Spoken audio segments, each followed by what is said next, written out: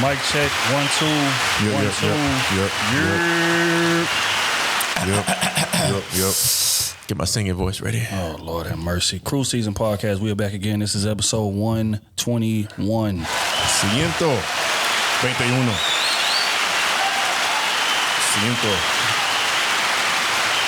21. That applause is a little long. I ain't gonna hold you, man. Kenny T is in the building. What's happening, Red Cup Solo Gang? Nigga said he gonna say something. What?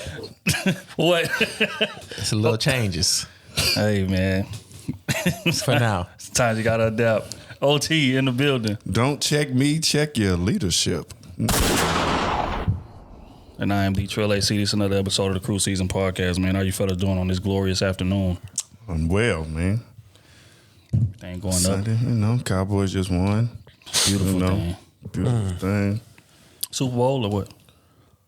I ain't going that far. Quick. We got potential. Right. We always, every year is, this our year? Nah, man, I need you to stand on the side of the fence, man. Yes or no? Are we going to the Super Bowl? No. Yes. No. We're not going. No. If they let me perform at halftime, I'm calling Baby, I'm selfish. out to Yeah, I want you to myself. I can't help it. all my. Baby, I'm selfish. You're my lady, and I I want you can't myself. I can't help it. let you Baby, I'm selfish. be with no one but me, baby. No. And that y'all play y'all be playing that. Y'all be playing that this weekend. It's perfect weather. On the low. I remember that. On the low. Y'all was not outside for that, but we gonna let y'all act like y'all was, man. First and foremost, man, we got an interesting docket today. Miss Lala Anthony. First and foremost, let's start it right from the top. Recently her and Carmelo separated, doing their thing in other ways after a lengthy relationship. And she recently went on Breakfast Club and they asked her, what's the likelihood of her getting married again? She said, I'm never getting married again. It's never happening. Kenny T, we're going to come to you first. Damn. When she was speaking on the hardships and the differences between a marriage and, regular dating, and she's saying, hey, it's a lot of goddamn work that goes into being married that I just don't have to deal with being single. What's your take on her thought process? And that combined with the fact she said it'll never happen again. I mean, the legality point of it, she's right. I mean, there's a lot of things you got to put into perspective, especially if there's no prenup involved, especially there's kids involved. I mean, it's a lot of things legally that you have to go through with the state, the government. I mean, just to have the whole process end, and that takes a toll on you mentally, physically, emotionally. So, I mean, I understand that part. But I mean, it to each his own. I mean, she was married for how long? How many years? It was over a decade. Sure. I mean, she did amount of time in her marriage, and I mean, I've said this before: marriage is not for everybody. Me, I would never say I'm never going to marry again. I think marriage is still a point. Like you would like to still be married, you would like to still get married to start a family and stuff. But she's already had a family, and she's already done that part of her life. So I mean, I understand her point of view, but. I mean, she wants to come home just to hold somebody at night, and then come summertime, she wants to be free. Then wintertime, she wants to hold somebody at night, and then come summertime, she wants to be free. I mean, man, that's just a hard. I mean, especially somebody just recently. It sounds like it's recently, everything has finally just got out of. Has finally ended all the legal part and everything, and they're celebrities. They all both had a lot of money, so I mean. Their relationship was a lot more that went on into it than mine. Mine ended, but I mean, I don't know, man. Everybody has different experiences, but I can say that divorce does take a toll on you. And after you do marriage and then you divorce, it's kind of hard to just jump right back into it. Me personally, that's how I feel. But it didn't put a sour taste in my mouth. If I knew I knew where I could improve on in it, to where hopefully my next marriage, if I do get married again, goes well, then that's what I build on or look forward to. Yeah. Because I'm not just gonna want to hold somebody in the wintertime and come summertime and say, okay, see you later. Go have my fun. Now you gotta find somebody that you can be cool with and comfortable with in the wintertime again and be like, God damn, dude. It's a revolving door. Yeah, at some point. Sometimes it gets tiring, man. And I guess. Damn. Oh, she says she's never getting married again ever, man. Only time she even think about a relationship is when it's cold outside. What's your thoughts on that, man? I mean, I feel her. I mean, that's, she had a relationship and the way it went, clearly, she was heartbroken. And it's just something, it does take a lot of work. And I guess it's something that she don't want to do again unless it's really worth it. You got to find somebody that's worth putting that effort towards, especially when it's marriage. So I get it. It's easy to just hop in and out of relationships. I think that's why it's so easy for a lot of people today, because the commitment and then the work is like, I could deal with somebody else. I don't have to be here. Especially if you get that much attention like she gets. Right. I mean, like she getting 1,000, 5,000, people in her DMs, which is not the people that she want to be in her DMs. Right. Let's be honest here. But it's still something. Yeah. But I mean, even still, like she said, when it's warm, she probably out grinding. She out working all day, hitting the gym, whatever it is, and then she's showing that body. You come that home, body eye. but you cool. But like she said, when it start getting cold, you start a lot more people are indoors. You kind of moving a little bit slower with your life. You're not as out as much. So yeah, when you at home, you don't want to just be watching TV all the time. You want to have somebody underneath you, somebody holding you, you holding them, doing something nice with somebody. Yeah, I feel it. Yeah, man. I mean, I think it just shows like the work that goes into it. Like you can just see it through her eyes when she's thinking about marriage and a relationship again. It's just like, it's that, because she done, especially if you done been in it for a long time and you get a bit of taste of that freedom to just do what you want to do with no obligations. You ain't got to check in with nobody. You ain't got to worry about offending nobody about what I post or what I say or how I move when I'm out. Like she done got a taste of that, and it's that freedom is nice. I could imagine.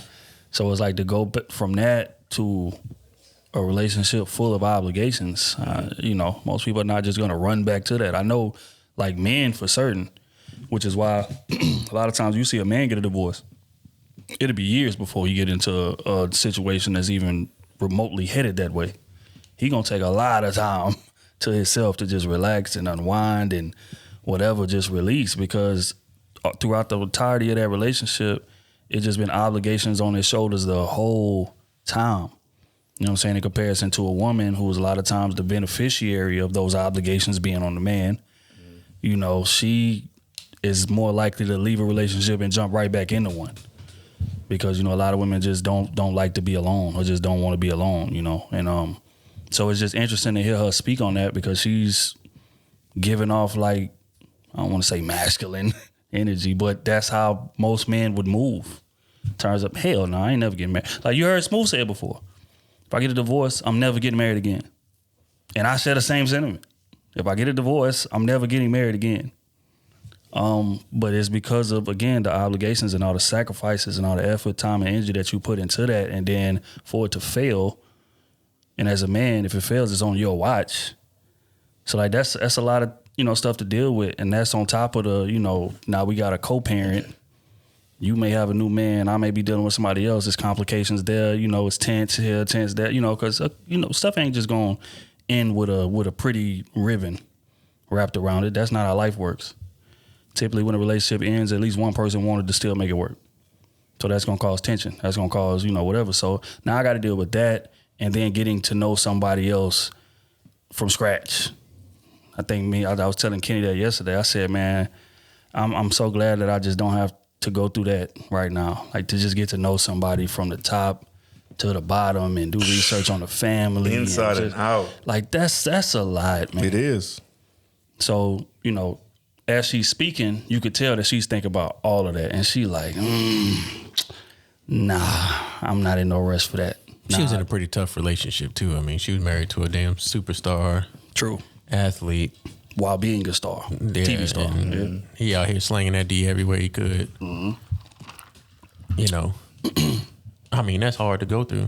Shit. Here's a question: If she does get into a relationship, do you think it'll be with another celebrity? Possibly. I would think somebody that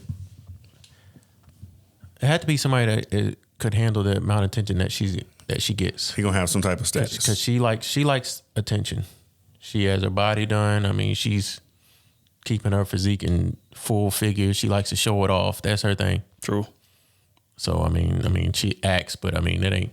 Lala's known when she steps out, we looking at that figure, and she's gonna get that type of attention. So whoever she starts dating or has for the time being has to be secure with what she brings to the table and the amount of attention she gets. Yeah, I definitely see it. If she were to get with somebody, it's gonna be with somebody. They got some type of status. I don't think it's gonna be like somebody that's way beneath her. And plus, they would have to live up to the type of lifestyle she lives. Right.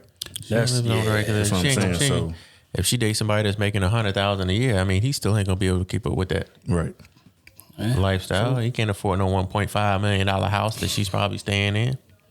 You know what I mean? 5.5. I gotta work.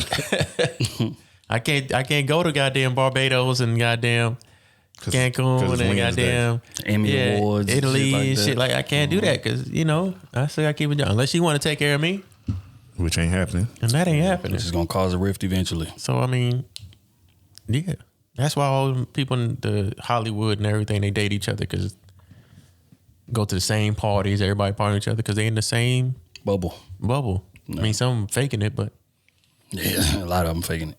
I'm gonna be honest. But yeah, prayer star parties involved, man. It's just a tough situation. Just divorce is a tough situation on both parties. A lot of times, I know it's tough on women, especially because, like I said, most women are wired to like crave a partner to be with somebody, and that's why they jump from relationship to relationship without fixing what their issues is, because they just so ready to just not be alone. To whereas men, it's still hard on us, but we deal with it differently, or we release differently. You know what I'm saying? But just divorce in general is just hard. So, and I think that little clip just speaks to it. It's like, man, that shit hurt. That shit hurt me to my core. I'm not ready to roll the dice on that again, at least right now. Do I think our mind may change down the line? I do, because she is a woman. Yeah, your mind could definitely change. Yeah. I mean, my mind was saying, wait, with being Matt said, oh, I'll never get married again. I ain't doing. After a while, you'd be like, okay, let me settle down and see what I really want for the rest of my life. And if the opportunity presents itself, then hey. Yeah. Yeah. But I'm not 44 years old. She is. So, I mean, shit. Ain't she 44? I think Lala's like 44 or 40. Damn. I don't know. Ain't she up there? Probably. We're going to do a little Google. She might be 40. I know, and she been, they was married 11 years before they got divorced. Gotcha. So, yeah, we was right on that. All right, man. Like I said, man, prayers to all parties involved. We're going to keep this thing moving, man. It was another clip of Miss Jada Waiter, who we all know as Lil Baby's baby mama, was recently, I guess, on they was having just a discussion somewhere. I'm not sure if this was a show or podcast or whatever, but they was talking about sex on the first night and, what her thoughts on that was. We just going to play the clip and get y'all take on it. Fall in love and the sex is whack. I ain't falling in love until I get that. That's why you the first night. On the first night? My BD first night, 100%. Wait, you didn't tell us that one. You never told us that. Oh, okay. Yes. If y'all fall in love and the sex is whack.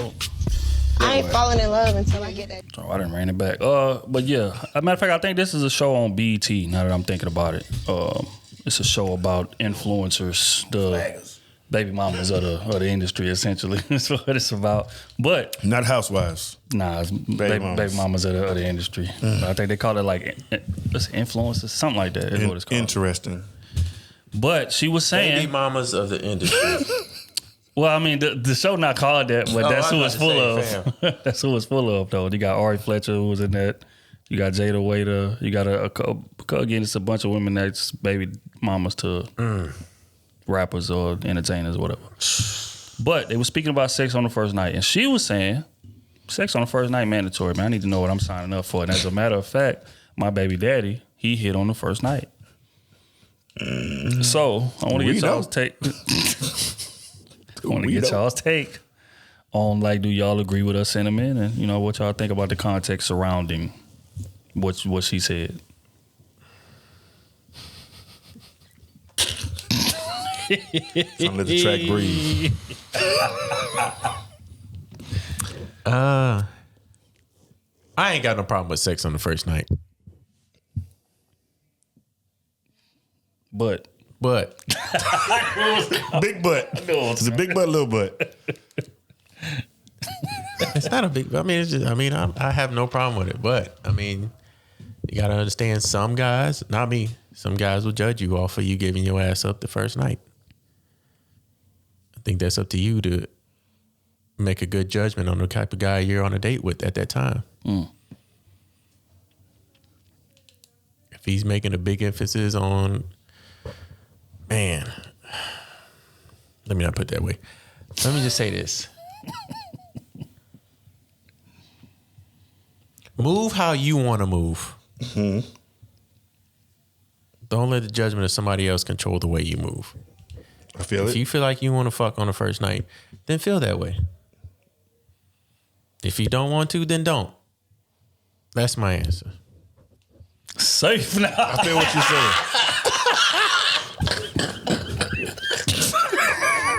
Safe. Safe. Go ahead, oh shit. Niggas like, do what you want to do, man. It's all good. It's gonna work out. I mean, what? What else? What? I feel you though. I feel you because because I like sex. right. It's So if we both feeling each other, you know what I'm saying? If we both feeling each other and I fuck you on the first night, me personally, I don't care. I don't judge you off of that. That's just like me. I'm not gonna ask your body count on who the hell you been fucked for the past. If you ain't hit none of my niggas on this, I mean to say the N-word. If you ain't hitting my bros on this panel right here, I don't care. Right. It ain't got nothing to do with me. Unless you on Pornhub. You know, top most viewed list, then we got a problem. But if it ain't none of my homeboys, Skilled. well versed. Skilled. You know what I'm saying? Then I ain't got no problem with that. And I ain't got no problem with fucking on the first night. But there's some people out there and there's some dudes out there that don't like you giving up that ass on first night. They feel like you easy. Yeah, like, what you were saying? Like, oh. No, what's your take on it, bro? She said she need that D on the first night so she could determine how how this thing is gonna go. Because if the D ain't right, it ain't going. So here's the thing: the D ain't right, you can't stay tonight.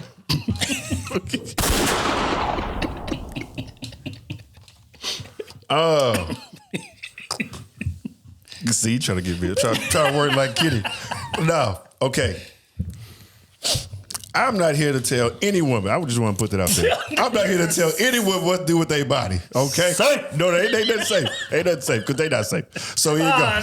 Whoa. There's nothing. Okay, I'm not here to tell anybody what to do with their bodies. Right.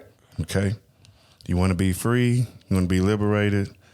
You want to have sex on the first night because you're feeling it. That was in your spirit. It was a good time. He had great energy. He was handsome. He was smelling good. So you wanted to test it out. His name was Kenneth Tongue, then goddamn. He used his tongue. So at times. So that's fine. But if you, because in that moment, right after that happens, you can look for a relationship. And because you gave it up on that first night, that man was like, shit, on to the next. Like that was just another piece of the puzzle. Like you just another thing that he did. So speed bump on the way to the destination. So that's the only thing you have to understand. And yes, some of y'all gonna say, well, yeah, women, we out here doing this too, and you a fool if that's what you just doing, just randomly knocking niggas up like that. Because you get more damage than that than the dude does. But are you sex shaming? I mean, slut shaming? Yes, I'm slut shaming. Yes. Crazy as hell. Hoes, being a hoe has consequences. That's just what it is. It's a double standard. That's what we live in.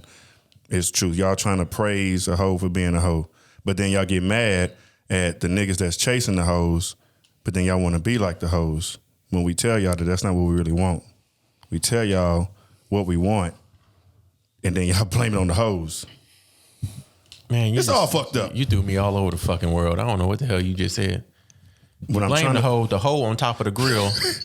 What I'm trying to say is, we can't say anything about slut shaming. We can't say, hey, the shit that y'all doing, y'all think is cool, but it's not really impacting and beneficial the way y'all think it is. However, if you say, I want a woman who has poise, I want a woman who carries herself with grace, I want a woman who speaks well, I want a woman who is not, she don't have to be fully clothed. I just don't want my woman showing her ass all the time on the internet. You say something like that, you get crucified. So either way, you can't say nothing as a man. But when a man says, I want the woman that's a little bit more conservative, not saying she can't be edgy, but I want a little bit more conservative, a little bit more to myself, not for the internet, it's an issue. And then they'll tell you, well, y'all going after the hoes. No, we not. And if they are going after the hoes not getting cuffed like that. They're not getting married to like that. Do some happen? Yes. Majority? No. Otis, the question is, she fucks on the first night. That's where it stems from. I'm just saying. Nah, you said you spoke in general. What's your take on it? If you run into a woman, y'all dating, y'all kicking it, y'all first link up, she get her ass up on the first night, how does your view of her change, if at all? It changes. In what way? Depending on how that thing was thinking. Niggas say forget. Niggas, I'm gonna push y'all. Depending on how that thing was thinking. All right, man. Look here. If you with me, no, because like I always say, sex is nothing but exercise with an amazing ending. Unless I give a damn about you, that's not what's gonna disqualify you. It's gonna be the other shit around it. How annoying are you? How desperate are you? Are you blowing up my phone after this shit over? Are you showing insecurities? Does this like have great significance in your mind? Like, now we in a relationship. That type of shit is gonna get you removed. But if you able to do that and keep it G and you fun to be around and you solid and every time we kick it, your resume ain't trash in the streets, whatever the case may be, then I'm not disqualifying you from it. But it's gonna be an uphill battle because that's gonna make me scratch my head. I'll be like, what? I mean, don't get me wrong, I am fly enough for it to happen, but still, you don't want to be arrogant in those type of situations because then you're going to be blind.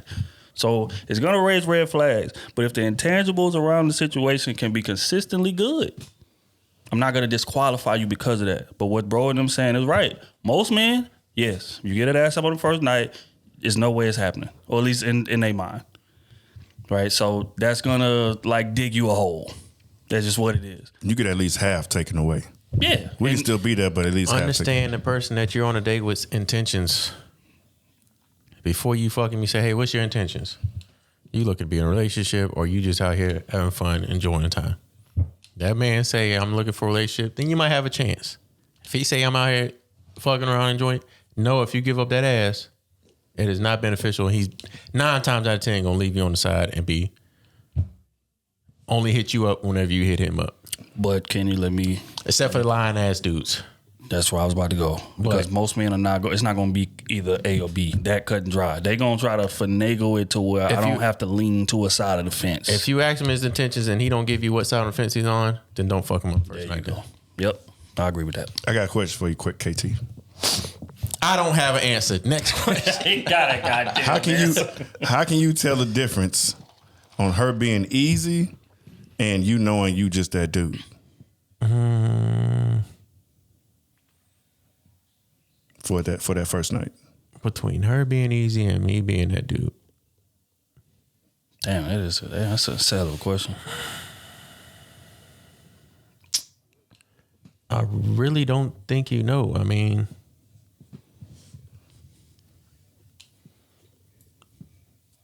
I don't. That quick. Between her being easy and you just being that dude. So like, I mean, because she could not be that easy, and you could just have an aurora to you to where. That's what I'm saying. And there's other girls that might be easy, but you are just not that type of guy to her. But I'm saying for you, how do you normally tell? Like, I know it's me. So this woman probably wouldn't do this in this situation, but we had a good time. I created a good environment. The type of energy that goes on a date. Like if we're sitting there on a date and she's laughing, like knowingly laugh, not no fake laugh type of shit, then you got one up. She's not on her phone at all. She don't check that shit. You just forget about what the time that's going on. 2, if she's, dancing, enjoying herself, wanting to communicate, you don't have to initiate the conversation all the time. She wants to continue to talk to you, get to know you. That's number 4. And then if she wants to link up, let's go do something else afterwards. Let's go to a bar, or let's go, hang at a park or something. She wants to spend more time with you, maybe get to know you a little bit more. Then the vibe is there, obviously. Because within that hour, right, this happened to me twice. Like that girl gonna text her friend and say, "Oh, this dude is. I ain't coming home. I like this vibe. I'm gonna fuck him." I've literally seen the text message from this girl. I will fuck him tonight. They know within that hour time span of what they would do or what they want to do. Going forward from that night on. So I mean, so what would be the difference if she was just easy? Like, what would the signs be if it's just?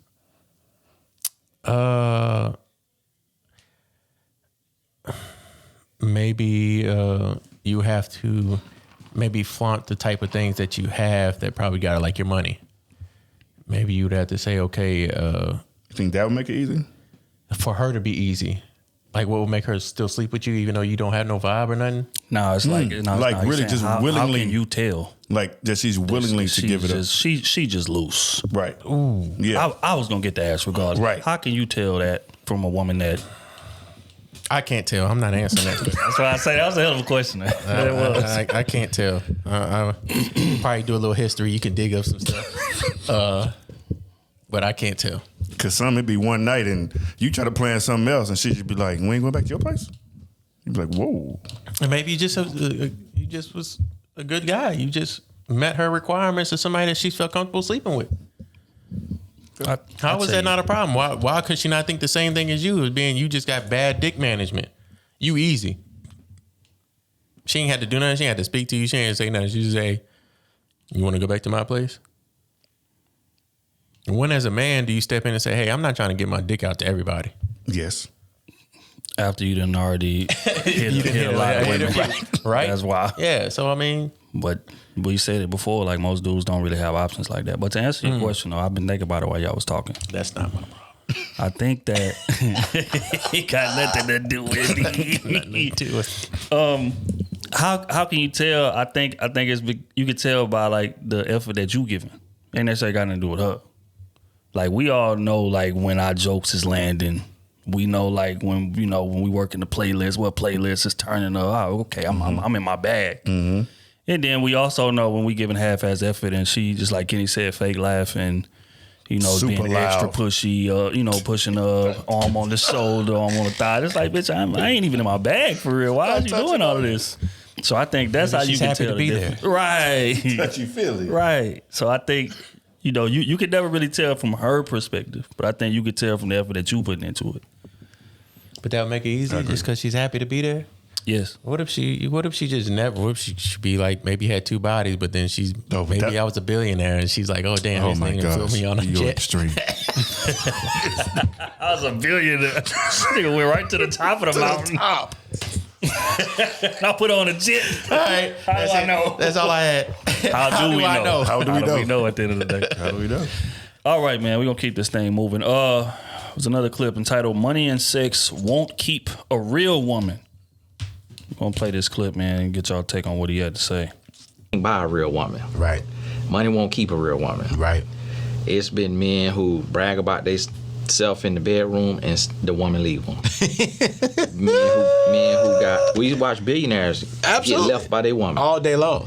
And so what's going to keep a woman is learning and understanding what does she need. And that's so much more than money, but we have reduced her to just being money hungry or she don't want a man. And here's the thing. Talk to me.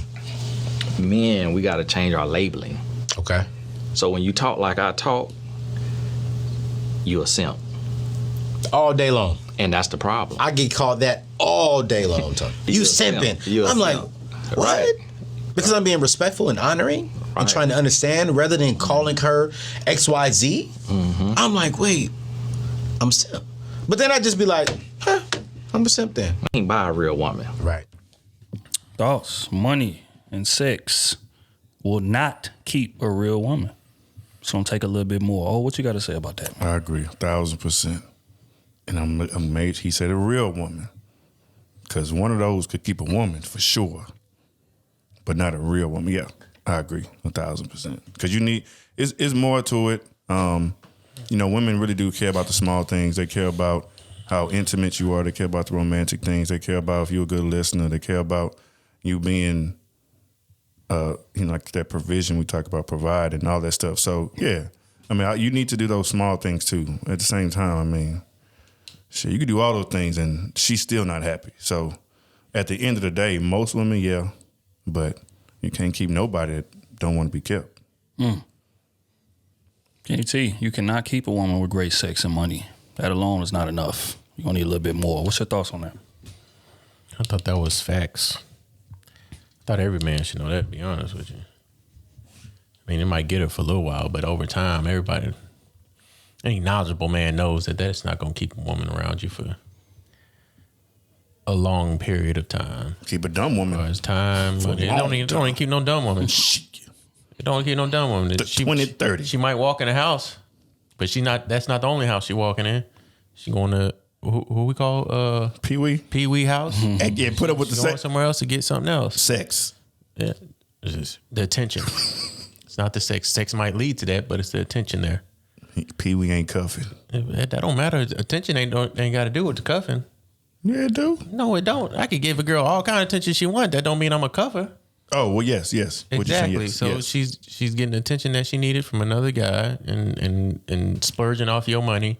But she can't be kept. Regardless. I said that, Otis. But you're going to a different woman.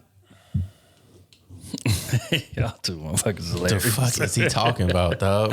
I mean, she going to a different dude. I mean, Nah, but typically she goes to the different dude because the first dude couldn't maintain the attention. Oh, that's your mic. So I mean, at the end of the day, I think you gotta boil it down to, you know what I'm saying, like we speak about it all the time. Like regardless of like if she a gold digger or if she just a, you know, temporary Instagram chick or whatever, somebody that's just chasing attention. And a lot of times it may seem like money is gonna be enough. It may seem like sex is gonna be enough to keep her. But like I always say, once she get used to that, it's gonna go out the window. Cause just like we always say, like with sex, just in general, like you're gonna get used to having sex. Somebody can have amazing sex, but if you have sex with them 35 times, it's not gonna be as special as it was on that first time around to you. I mean, it's still gonna be good, but it's not gonna be like it was on that first time around. Right. And I feel like it's the same thing with money. Like a lot of people, when you broke, money seemed like it's gonna solve all your problems. Like, man, if I just get $100,000 in my account, man, I'll be all right, I'm good. And then you take that same person and you put $100,000 in their account, and they not gonna be, you know what I'm saying, they gonna spend it, and then once they get everything that they want, they gonna realize, damn, the problems don't go away. It's a million people with their hand out asking me, I can't trust nobody, I gotta watch where I park, I gotta watch what I drive, I can't wear jewelry here, I can't wear jewelry there. Everybody's around me for a talk. They got people that's acting like that they wanna be cool with me, and they not really cool with me for real, they just around for my money. So it's a bunch of different problems that come with having money, but you don't know it until you get it. So I think in this instance with these women, like, which is what he's saying, it goes to what I always say, you have to bring more. There's a compatibility factor. There's a, you know, how well do you know your woman? Are you really learning your woman? And men have a way of, because we so like checklist oriented, to where it's like, man, if I can get to the bag, I'm good. If I can get, you know, provide amazing sex, I'm good. And then we'll, you know, accomplish the goal and then kind of just keep moving forward and not really nurture it, the relationship I'm speaking of, like we should, because we feel like, well, shit, I already got the money. I'm already giving her amazing sex. The bills is paid, everything taken care of. She ain't got to worry about nothing. So she good. So I can just go focus on something else and then that's where the problems come in at. Because like I said, she's going to get used to that money. And then once she's bought every Birkin bag she want, or she's bought the Rolls Royce or the Benz she want, or she's bought, you know, whatever it is that she want, she went on the trip to Dubai that she always wanted to go on, then it's going to be like, what am I left with? My man has moved on to conquer other things, and I'm just kind of stuck here with all this stuff, all this material stuff that doesn't really mean as much to me now as it did when I didn't have it. But, you know, the compatibility is not there. The intangible is not there. Like Kenny say, I'm not getting the attention from this man that I feel like I should get. So what is she going to do? She's going to build resentment. She's going to try to, you know, communicate to him, hey, I need some more attention. I need some more of your time. And he's, again, man, I'm off to the bag. I'm getting the bag, you know, whatever. I'll give it to you when I can, whatever. And then she ended up cheating with the pool boy. But why? Because he has the time to give her the attention that she wants. Now that she's gotten all of the material shit that out of the way. She's gotten used to all of that. So I think that's what he's speaking to, you know, and you tell men all the time, like, you have to work on your social skills and you have to work on, like, learning your woman and, you know, what's best for her and learning how to, like, I don't even know the word, but just ingratiate yourself within the relationship, like fully head first and, like, learn the relationship the same way you learn your business or your hustles that you own and shit like that. Because for you to be successful in that relationship, you got to nurture it. You can't just bring material shit to it. Hey, here go all the money and shit. Job done. I'm off to other things, and you shouldn't be complaining because I just done gave you all the money and shit. Ain't that what all women want? And then you wonder why she cheating on your ass. So, yeah, that's just what it boiled down to, man. It take more, and until you realize that, women gonna keep cheating on your ass, or you ain't gonna be able to keep a woman. So they gonna keep divorcing y'all at an 80% clip like they doing now. That's just honest. We'll keep this thing moving, man. As a man, you cannot lead with ego. I'm gonna play this clip, man. If a woman's submission is based on a man's leadership, then what is his ability to lead based on? Trip? His ability to submit. I think we've already established that tone in this conversation. I think in order to be an effective leader, you need to know when to move out the way. Oh, that's good. I like because, you know, and it's not to refute what anybody else is saying, but I don't think it's always the man who has the vision in a relationship, and I don't think it's always him that's supposed to. If, let's say, my lady is a lawyer, she pulling in $150 a year, the vision is clear. We're gonna need a few more years of what you got going on before we start talking about who I'm supposed to be and what I got going on. And if I need to lead by moving out of her way so she can accomplish some things to better us, then I need to be strong enough to do that.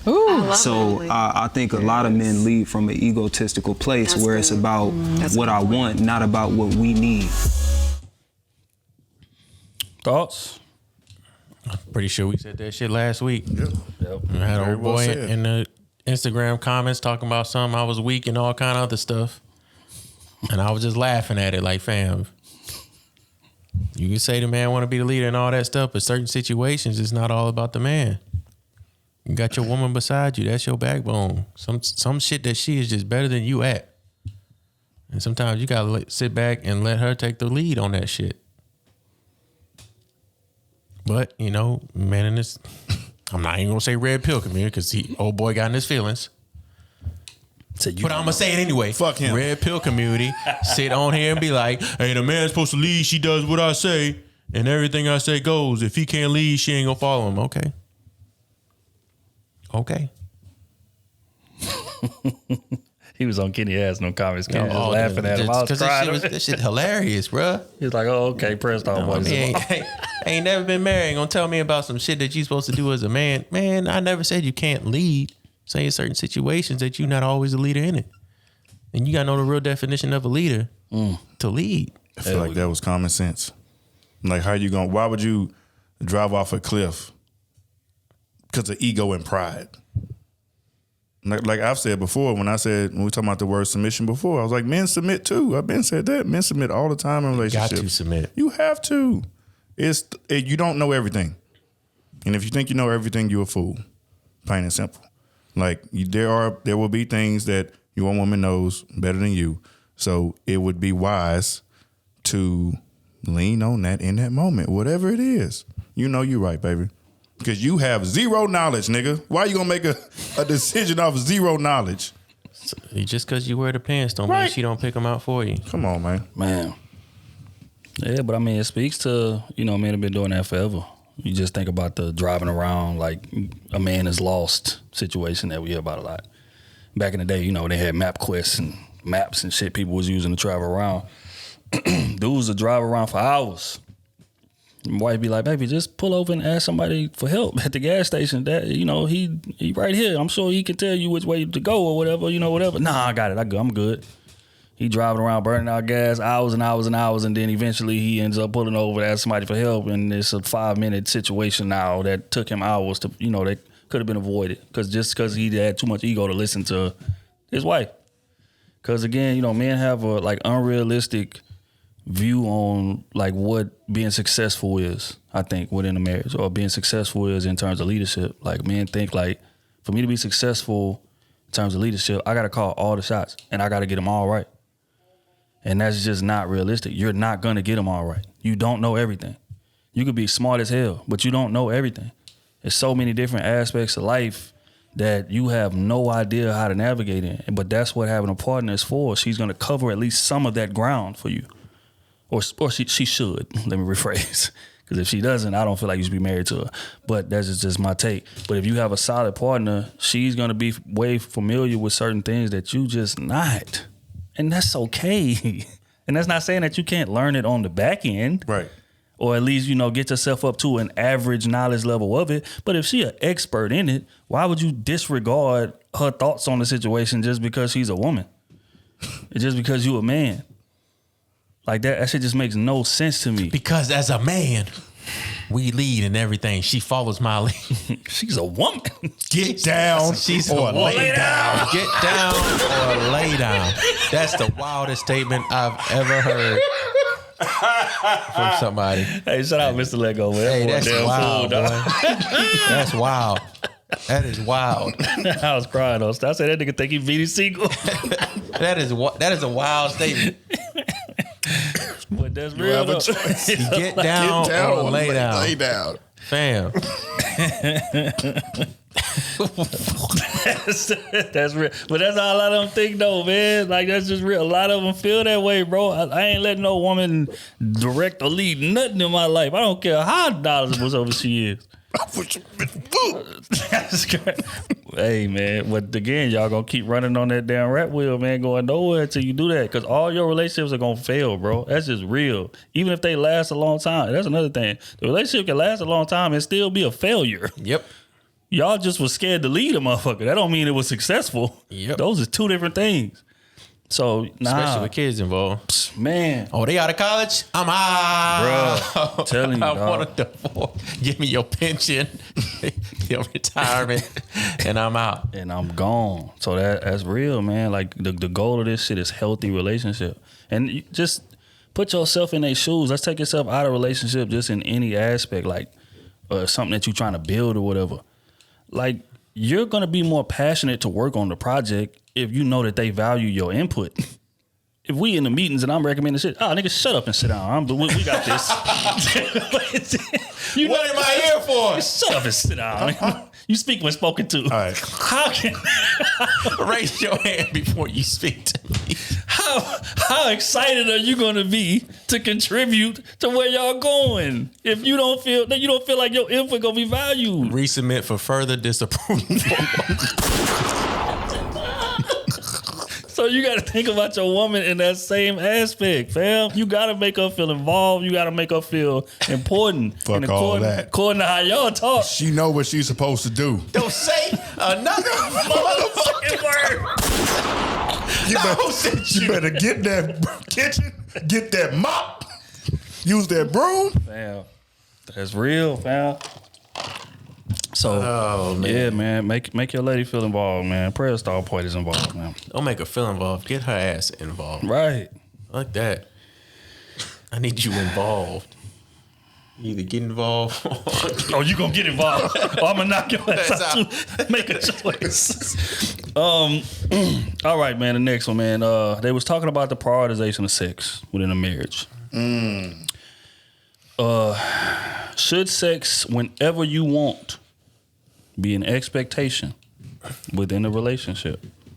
In a marriage, pardon me.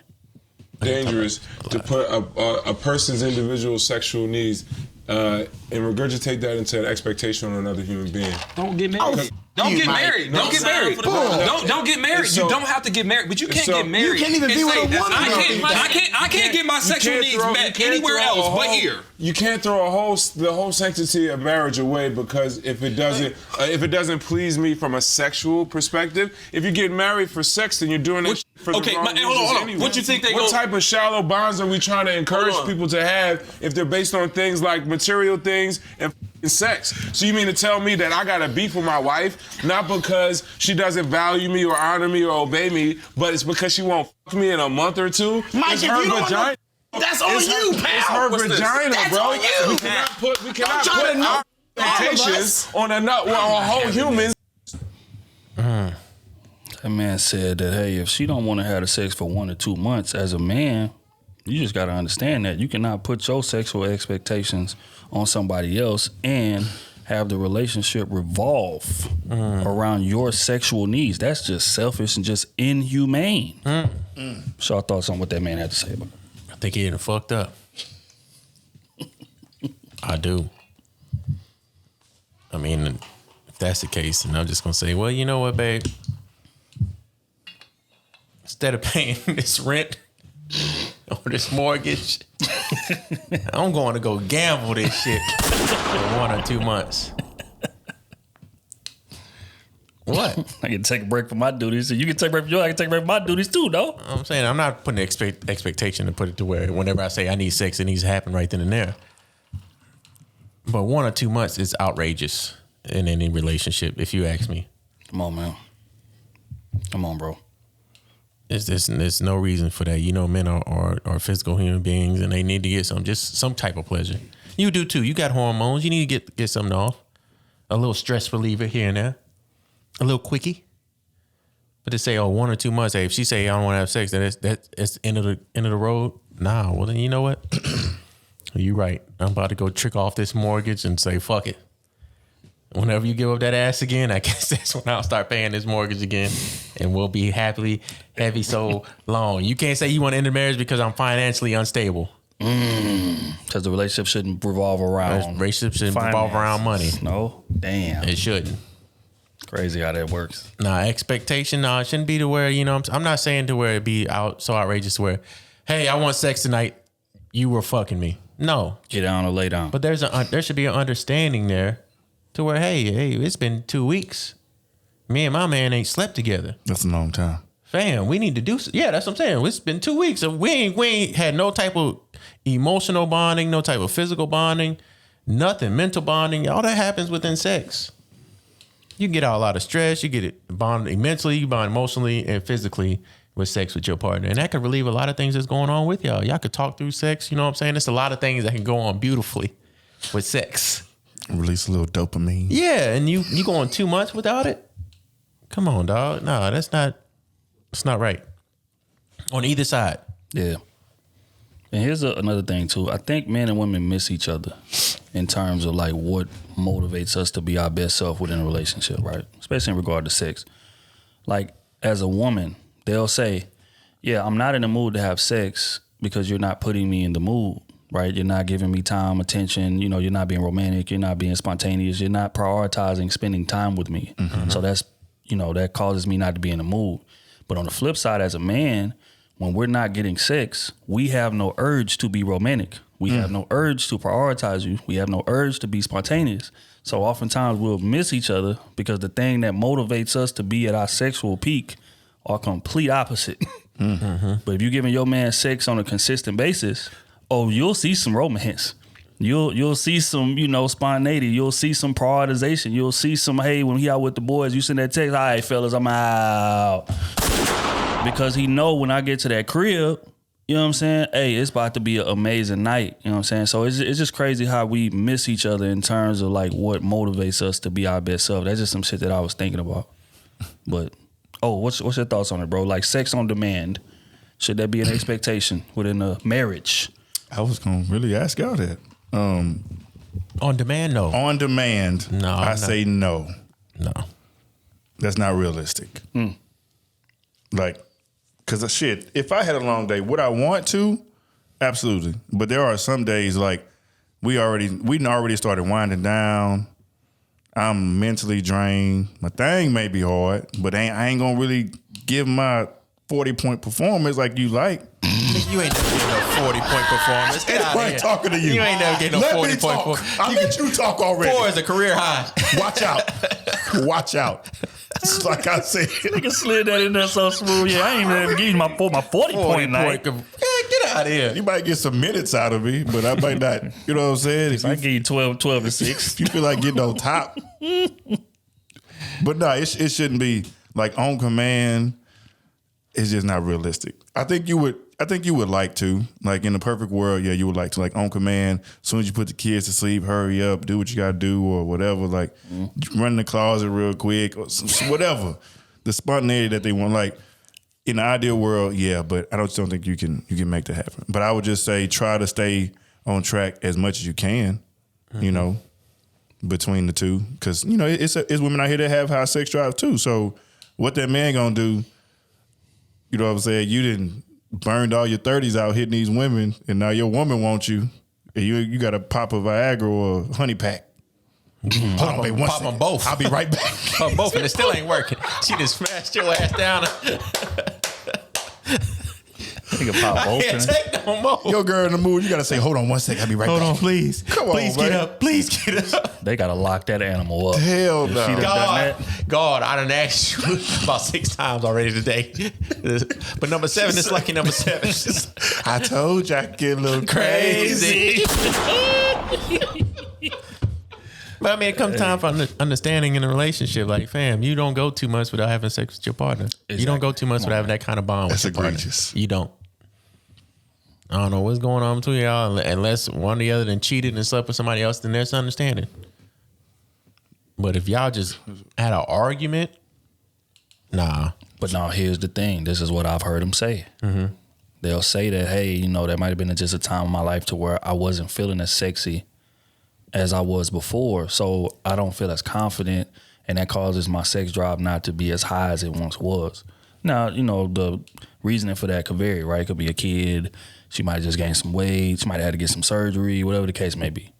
But a lot of times women will say that as being a reason why there can be a long drop off in between sex. That isn't, you know, me putting my foot down and saying, I put on 40 pounds. I'm just as horny. Let's cut out any you having a baby. That's a totally different situation. Right. But we talking about regular relationships. This happens often in regular relationships, regular marriages, where the sex just falls off. Yes, there's no sex there. What do you think that stems from, though? If I had to ask you to narrow down something, what do you think that stems from? I think it's from both sides being petty on each other, not knowing how to communicate their feelings and what they want, and being on the right page at the same time. Yep. Like you have one argument, then you have that one argument, so the woman's gonna hold out on sex for that time period, and then maybe she might get in the mood a little bit, but you just being as petty as you want to get back at her, so you just ain't trying to hear all that. I'm gonna go play my game, or I'm gonna go out hang with the boys, or I'm gonna go out, find some other activity to do. Damn. You know what I'm saying? And if she wants it, if she want to initiate it, then cool, I'm gonna do it. But other than that, fuck all that. You ain't giving her that, babe, you look very pretty today. Babe, you are beautiful. Wake up, want to kiss her on the forehead. You know what I'm saying? Do all that kind of extra activity trying to get her going. You say, hey, you want to fuck tonight? Why can't she get it going sometime? You know what? That's what I'm tired of. No, but women, I don't think women get shit going though. They be wanting it too, but they want you to do it. Yeah, they obviously can do that too, and I don't know if they do it enough, but they obviously can do that too. So I mean, what a woman got to do for you to get you going? Get it? Hello. Just look in my direction. That bitch on. Hello? Can you hear me? Just thumping the table. Just look at me.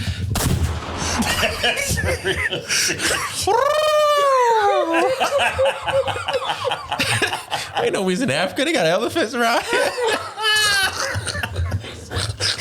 Hello. Hey, that's real though.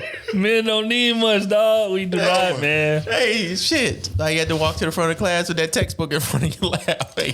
What page 15 on? Misused. Hey. Misused. Hey. Me? You show me? Hey.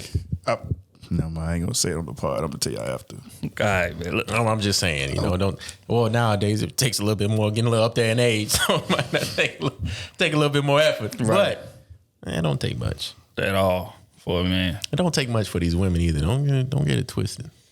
For the right man. For the right man. Yes. Especially for me.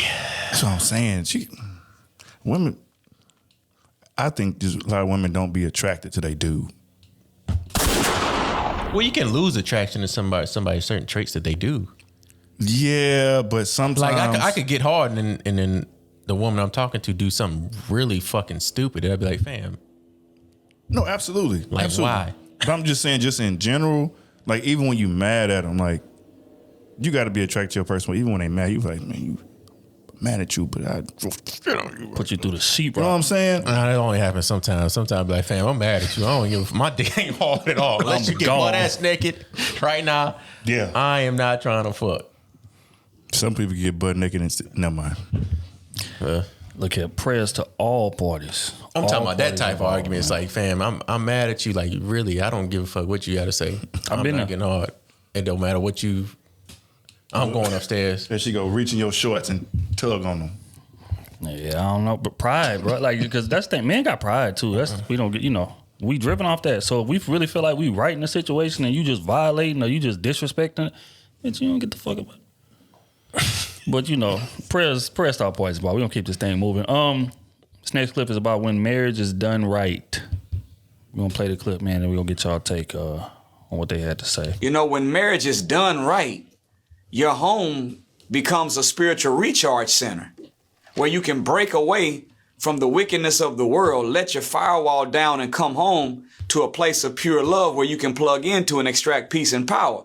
But whenever the organizers that are fighting for freedom, justice, and equality have to go home and get drained. And I said, man, the last thing that a man wants to come home to after fighting in this world is to have to go round two with his own woman. And the last thing a woman wants to come home to after fighting in this world is to find a man that ain't been fighting at all. So, when marriage... PlayStation steals. I've been fighting on Call of Duty all day. Don't go that way no more. They've been calling me the ER all day. Call me the N-word 13 times tonight. Nigga 3-30 getting cooked. And you gonna come on and talk about you ain't putting in effort. 10 assists. You got 10 assists though. My streaming platform is doing numbers. I had 20 views. Hey man, yeah, one $5 donation today. What you mean I ain't putting it in work? Hey, shout out to all of the. Yeah, I don't mean it's that's bad. So yeah, again, he's speaking to men don't want to come home and have to beef with our woman, man, and a woman don't want to have to come home to a man who's not giving effort in terms of making their relationship work, man. So I guess my question is, because what he's saying is 1,000% right. I think we can unanimously agree on that. But how do you avoid that?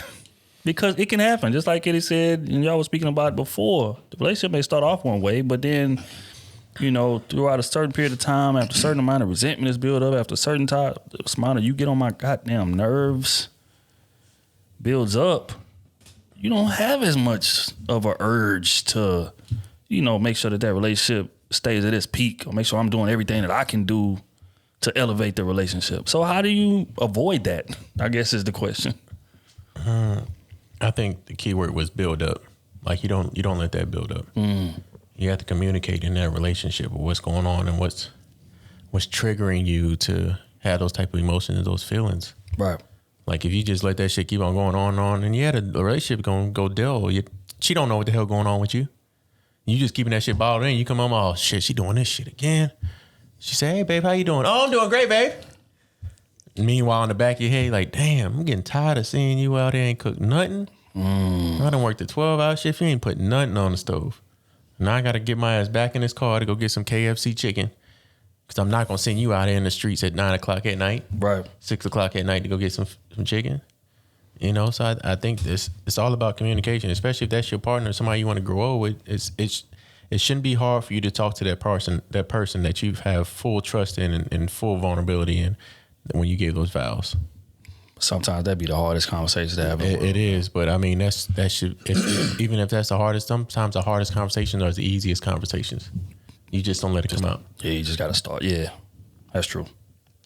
That's true. It's just like working out. Yeah, it's like a fear. Like once I get over that fear, it's like, damn, why was I scared of this shit? Right. Because this person has the same feeling that you had. 9 times out of 10, they're gonna have the same feeling that you have. They just fear of hurting you. Instead, y'all come out like, damn, I felt like I was gonna make you feel bad. Now you like, oh shit, hey, babe, I was feeling the same thing. Like communication is the detriment to a lot of relationships. Instead of communicating with the person that you love, you go find somebody else that gives you that urge, that attention that you communicate with because you don't have no ties to them. Yep. You don't care what the fuck they think. It's easy. Mm-hmm. They either hate you or love you. I don't give a fuck. But the person that you love and the person that loves you, like, fuck, if I say this to them, they gonna look at me differently. And that's hard. Yeah. And I don't want that to be skipped over. That is hard. You know what I'm saying? Going by like what I say in this situation, that the person that I love most in this world, because that's who it is going to look at me different. They may look at me as less than. They may look at me, whatever. They may have built a resentment to me. So to avoid that, I'm just not going to say nothing at all. Mm-hmm. And just pray that one day they'll just kind of get it right in terms of how I see right being in my head. They ain't going to get it right. Let you know right now. Exactly. Unless you say something. Yeah. And it's not their fault. It's your fault. Mm-hmm. You ain't speak up on it. You let it happen. You let that shit continue to go on. The shit that you didn't like. The thing is that you know that. Like, you know that all it takes is for me to just have this conversation. I'm sure that this thing could be fixed. But again, pride, I'm talking about from a male perspective. Mm-hmm. Pride and just ego just will not let us sit you down and say, look, man, I need this from you. Mm-hmm. Not I would like, or not, hey, it'd be cool if you, I need this from you. Because again, men don't ask for much anyway. And let's take it away from relationships, from our friends, from our parents, from our whatever. Like, we got to be on our last motherfucking dying will to say, look, man, please, can you do this for me? So in a relationship, it's even worse, right? Because again, like, we think that the success of the relationship stems from like how highly she views me. And if I come to her and say, hey, I need from you, we interpret that as, okay, she's going to look at me as less than, or she's not going to look at me on that pedestal or that superhuman, that Superman that she's been, knowing me for. And that causes us to keep a lot of shit in, not realizing on the opposite end of that card, we build in resentment every day that she doesn't, guess what we thinking in our head and correct it. Mm-hmm. Every day that passes, it's just more resentment, which goes back to the topic we was talking about before. Like, how could the sex go that long? Easy, because every day I'm resenting you more and more and more and more because you're not reading my mind. I'm giving subtle hints that I'm not happy. I can read your mind, baby. I know what you're thinking. It's alright with me, baby. It's alright, yeah. I know you wanna touch. I know you wanna rub. I know you wanna feel. So baby, keep it real. I know you wanna see. I know you wanna be in my BED and grinding slowly. He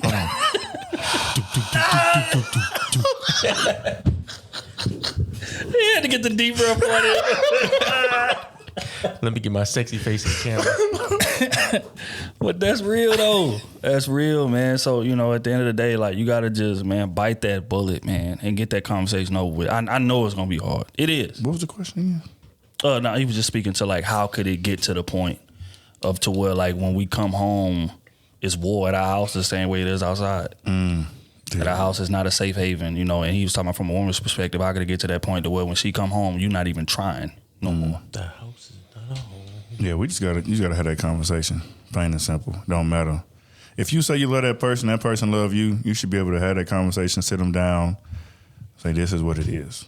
Like you said, this is what I need from you. I'm not trying to attack you or anything like that, but in order for us to go forward, this is what we need to do. Plain and simple. Here's a question. That's honestly, done, which was all about to get to. It is. Honestly speaking, it needs to be a norm. But it's right. Like, it's that easy to have that conversation with that right woman. Mm-hmm. That's all you have to do. You have to become comfortable being uncomfortable, because it's gonna be uncomfortable for both of y'all. You know she's gonna feel a certain way, and you coming to her, no matter how you present it, is gonna be uncomfortable. So you gotta just say that shit.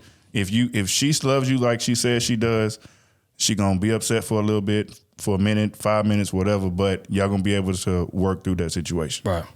You should at least. And if you can't, and if she always feeling defensive, then that's not the woman for you. Here's a question. In y'all experiences, how often after you had that conversation do they look at you as less than? When I was married, I don't think I ever was looked at less than. And I'm not gonna say never. I rarely communicated what I was feeling. Like rarely. When I say rarely, you might be able to hit the lottery for you. Damn. What's on everything? But I rarely communicate with us. But the once or twice maybe that I did that, it was cool. It was cool. It was a better outcome. It was a better. I never felt like I was looked at because it was a relief. Like I wasn't worried about what I felt comfortable in myself to say, hey, I said it and it is what it is. We go from here.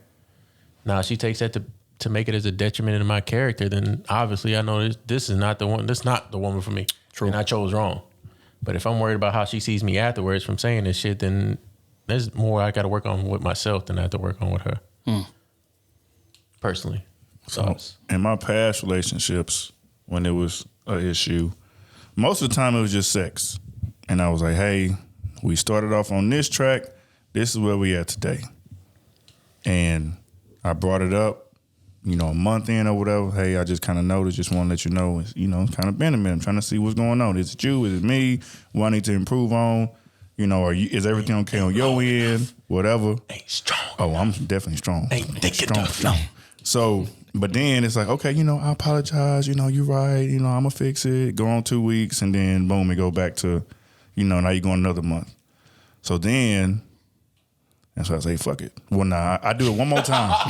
I do one more check-in. I do one more check-in. But hey. No, you spoke the right. No, you said it right the first time. No, you say fuck it. No, I go. And you go. No. I give fair chances. Good foot. Like baseball.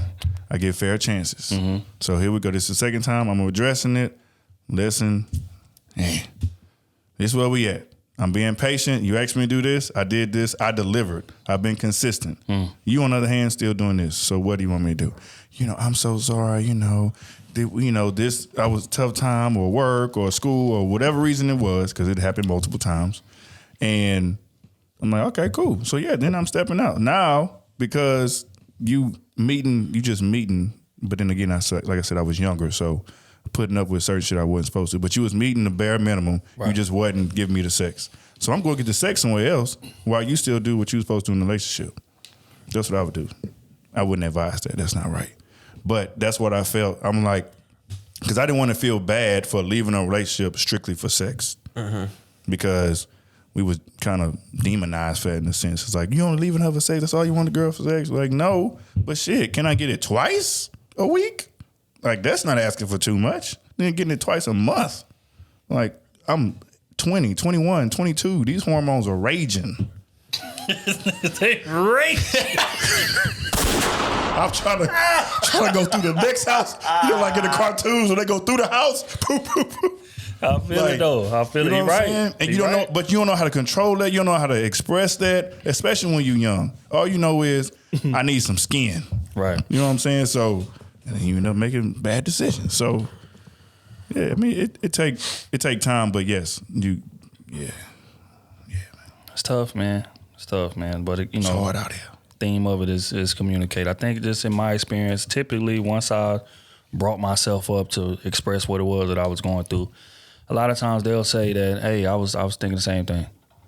I didn't know how to say it either. I'm glad that we having this conversation. I didn't know, that you were feeling that way as well. I knew I was feeling that way, but I didn't know you was feeling that way. Like I noticed the distance. I noticed you not like wanting to be around me, more than, normal and things of that nature. So, a lot of times we just have it going so horribly in our head before we actually had a discussion. And then we had a discussion and be like, okay. I think the worst possible thing in our head. She about to pack her shit up and dip right in the middle of the combo. Babe, in the head she did. Babe, I just want you to put a new toilet paper roll on the crack. I thought you was going to leave me if I told you that. Because women use a lot of fucking toilet paper. I ain't gonna lie to y'all. God damn. But anyway, yeah, next question. Yeah, man. Prayer star poison ball. We're going to get into quick hits at this juncture.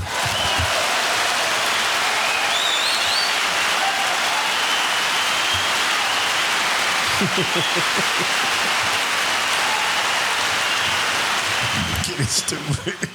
Jack Frost nipping at your nose. I like that Christmas music, boy. No, it's almost that time. I'm about to get into that bag. Many times, many ways. Merry Christmas. Merry Christmas.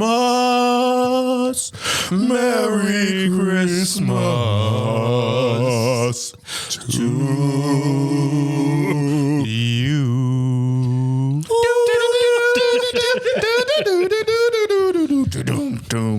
Jingle bell, jingle bell, jingle bell. They all got the same playlist.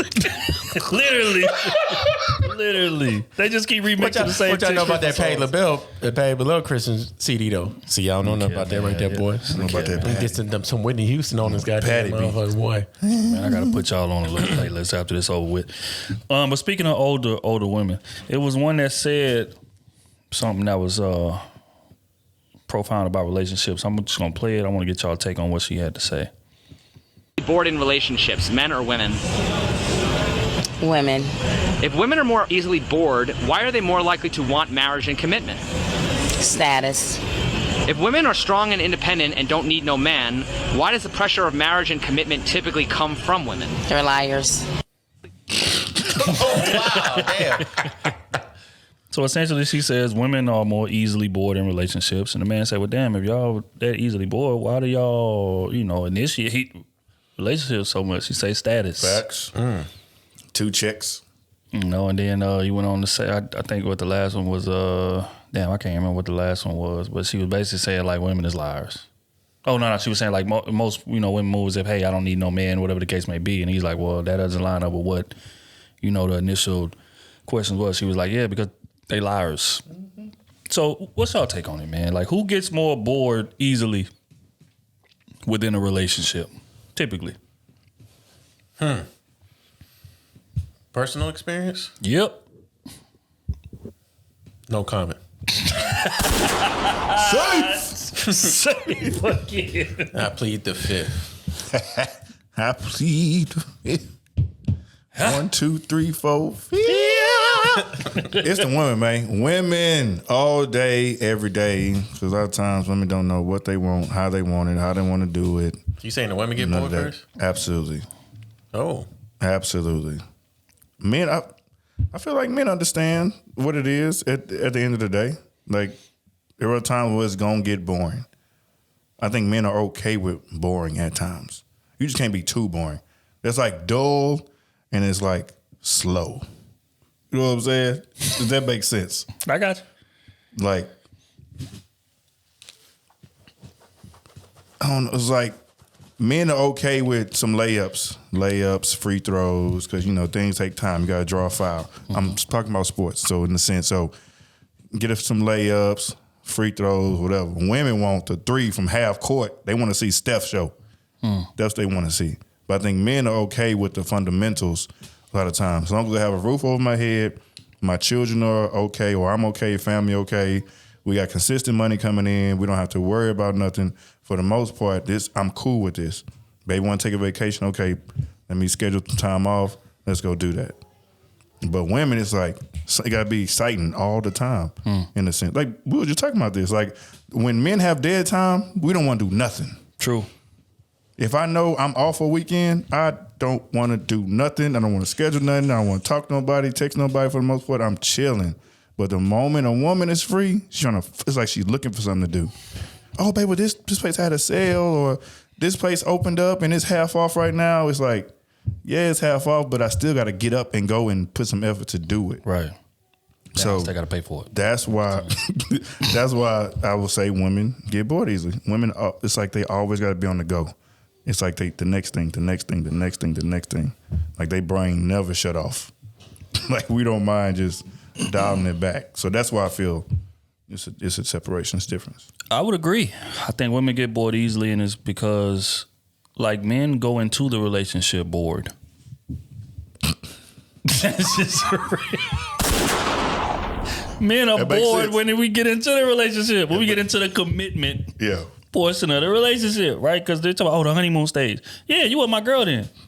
We was just kicking it. We was going on dates. I was getting all the sex I wanted. I was getting all the cooking I wanted. I was getting the best version of you. And then by the time we get to the relationship stage, it's like, all right, because I already know what to expect. All that shit is about to die down. It's like they do the opposite. Correct. You know what I'm saying? And again, men don't have a high expectation for going into the relationship. Why? Because our livelihood and our status, as the older lady just said, is not tied to our relationship. To whereas with a woman, their status is tied to it, right? So there's excitement there. She's been groomed all from your young girl all the way up. You find you a man, get your family going. This is what's going to, define you as a woman. So yeah, she's excited as hell to get into that relationship. Mm-hmm. But also, a lot of women value toxicity early in their life, right? So again, going into this high, they thinking, when I get into a relationship, it's just going to be this on steroids. And, it's not when you got a good dude, because that good dude brings stability. And to a lot of women, stability is boring. And standards. It's just honest. You would ask most men, I want y'all to lead this podcast, and I want y'all to ask most men, when was his woman the most excited to be around him? Like, when did she give the most effort from a sexual perspective, from a cooking perspective, from a cleaning perspective? When he was out running the streets still, or when he settled into domesticated life and said, hey, look, man, I'm a relationship guy. This is what I'm on. I'm worried about my woman, my family. That's it. That's all. Ask any man you know when he was getting the best version of his woman. Was it in that, again, let me repeat, was it in that stage to where, again, hey, he was halfway responding to texts, calls, running the streets, hey, baby, I can spend time with you when I can, but I gotta go do this, I gotta go do that, I gotta go do this. Was it that portion? Damn. Or was it the portion when he settled into domesticated life? And I guarantee you the answer will surprise the hell out of you. You get it right, it starts slowing down. Correct. You do it the wrong way, you get as much as you want. Correct. She's showing up to people cribs, ready to fight chicks, all type of stuff is going on. But then when you settle into that domesticated life, all of a sudden neglect creeps in. All of a sudden, I got him, so I ain't really gotta go above and beyond no more. I mean, I got him already. Why do I have to? But when it's uncertain, when it's on the fence, she'll go above and beyond. Which caters to my point. A lot of women are bored with stability. You'll have a dude that's going to work every day, coming home, taking care of his kids, taking care of her, whatever the case may be, but that is boring to her. And a lot of times they'll self-sabotage the situation because it's boring to her. Something gotta be wrong. And because she's used to toxicity. So I don't know. I mean, it's just an interesting dynamic. But I want y'all to go ask the men y'all know, and I guarantee y'all gonna be surprised with the answer. So to answer the question, yes, women get bored easily because their expectations are higher going into a relationship, and their expectations are unrealistic going into a relationship. I think men have very realistic expectations when we go into a relationship. We done been coaxed. We done been raised all our life. Hey, this is the reality of this shit. Once y'all make it official. Once y'all cuff, once y'all marry, this is what's coming. The ones that want to be in relationships, right? Like if there's a line chart, that line chart is gonna go down. Now, certain relationships, it may go down a bit more slowly. The line chart might be a bit more rounded, more so than to just drop off a cliff. But it's going down. You can bet on it. You can count on it. You can book it. Men know that going into the relationship. You can book it. It's coming. And again, women will say, oh, no, it depends on the woman. All that's bullshit. You book it. It's coming. So again, men go into it knowing that, with that mindset. So we go into it accordingly with appropriate expectations.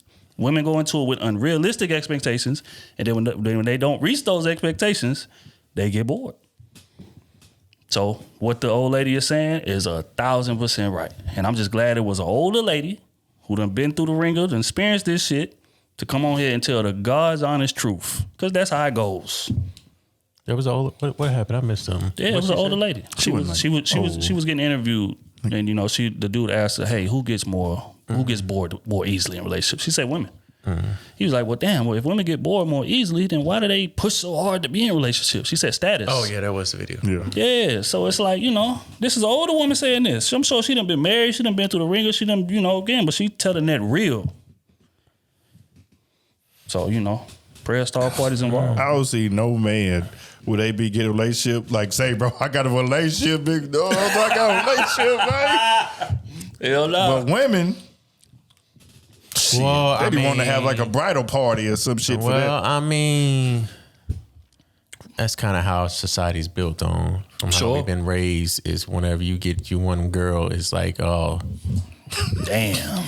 Sorry to hear that. Settle big dog. down. I'm hanging up your jersey. Come on now. Man. We can't avoid that illusion that we set for ourselves for many a years. That once you get married, you didn't put your jersey in a rafter. I get that. Now you stuck. But when you get one, you be like, I got me one. But I'm saying it ain't and your boys still gonna be like, you sure? But it ain't no celebration, no. But at the same time, we got they checking. At least they checking to make sure that you don't get yourself in trouble. That's what it is. We holding you accountable. No, we just saying you sure because we want to make sure you don't want to leave these hoes. They ain't worried about that's the right one. Man, we got 6 You care about the right one. Is this the right one? And what we about to do the week before? We about to find more hoes before you get. This is what. What? Oh, I'm lying now. Okay, nah, you telling the guys out there? You liars! So I mean, we can't use that as a situation, but I do agree women do get bored. But we got to take into effect that a man don't put that much effort into the relationship afterwards. After we get married, as we start to get that same tone as whenever you guys say, "You sure?" Yeah, okay. We went through the whole thing. Okay, so now why don't we keep on planning these dates? Why don't we keep on trying to find ways to impress her? Why do we stop trying to find ways to take things off her shoulder, lift the weight off her shoulder? I can't speak for them. I'm not saying all men do this. Some men, but I could say for myself, I did this. I stopped planning dates. I've stopped finding ways to impress her. The things that we normally do because we got a woman now. Now we're just comfortable. Goes back to the checklist. We sit in this mind. Said, okay, I already got a woman now. I'm married. Okay, let me just be a husband. What is husband supposed to do? Protect, provide. Okay, I'm protecting her. I'm providing for her. What else am I supposed to do? But you gotta still impress her. You gotta still plan dates. You gotta still find ways to and make the relationship fun. And I think a lot of us men fail on the part of making the relationship fun. Especially on planning the dates part. But and I would go on to answer that with a very simple question. Mm-hmm. What incentive does he have, typically, to make the relationship fun? Because just like I said earlier, a lot of times we miss each other, right? So the same way that we get in that relationship and get quote unquote complacent, which I can answer with another question: whose idea was the relationship typically? It's another way. But that's another conversation for another day. In that scenario, going back to incentive, if you're dying down in terms of what it is you did to get me, why would I increase what I did to quote unquote get you, being that the relationship was your idea? Well, here's where I view with the relationship being her idea, because she didn't force us to propose. If you wanted to be monogamous and didn't want her to go sleep out with other men, then your rightful way is to make her your own, correct? Yes. Now, if you were comfortable in yourself and saying, hey, I still want to go out and fuck other women, but you telling her, no, you can't fuck other men, then your only rightful way is to say, okay, I need to put a ring on it to make that for sure. So this was your decision.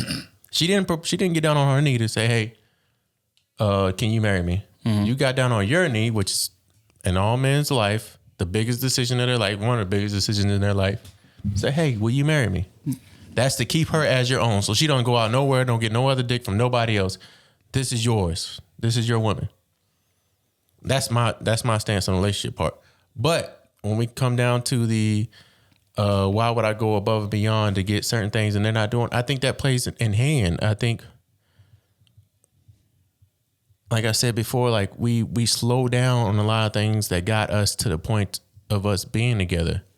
Like the fun of me planning dates, the fun of me trying to find ways to impress her. Because once I got her, it's like, okay, now I got a wife. Now I feel like I did it. The main thing that she wanted was propose to her. Now I don't feel like I need to plan this date. I don't feel like I need to find ways to make her feel like she picked the right man or feel like she did the right thing or I feel like I did the right thing. Now my main goal is just to protect and to provide instead of making a relationship fun. But I've never felt like that in relationships. Like I always try to, like if it was a date night, I try to set a weekly night or every other week, something like that, to avoid that.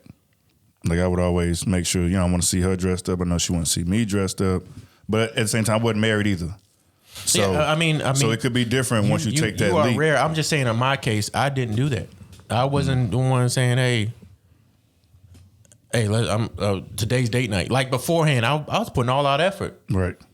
Like, hey, I'm really pursuing you. I really like you. Let's go a date here this week. Right. Let's go date here next week. Let's go date here. Hey, let's go to so and so this week. Let's go out of state. Let's go here.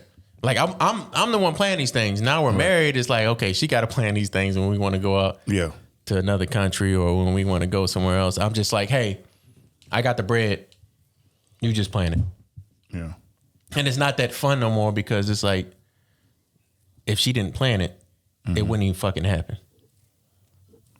I just always. But I get where you're coming from. B, like it's some cases it's like women don't even do the bare minimum to make you want to do that kind of stuff. It goes hand in hand, and it shouldn't be like who did it first.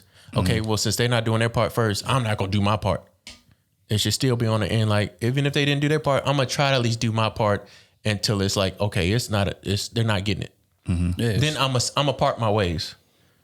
Yeah, it should be the man taking the L again. Did y'all ever the bigger person? So I got a question. So from that, did y'all feel a shift, like after you got married?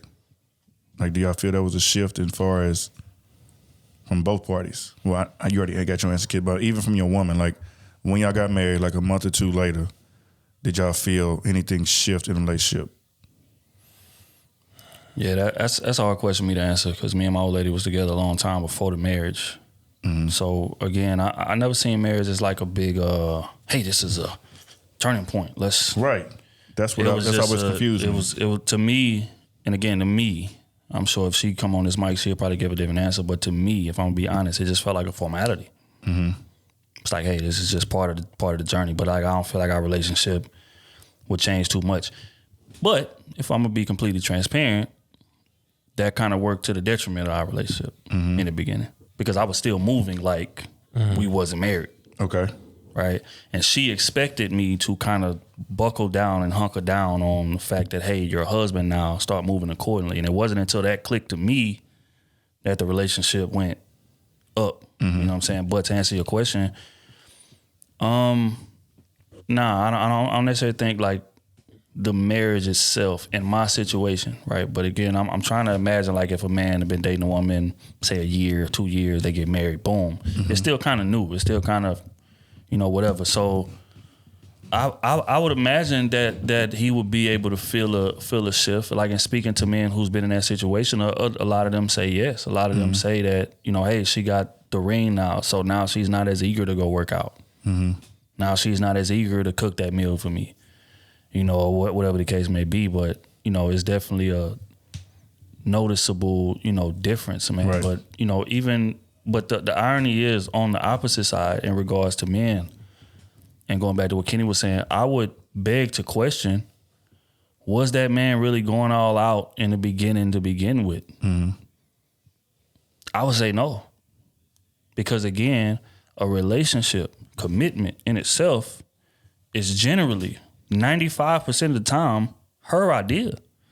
Because let's just be honest here. It's like Kenny was saying, like, for me to ensure that she's not going out fucking other dudes or going on dates or doing that. Let's be honest here. Most women don't even need commitment to do that or to stop doing those things.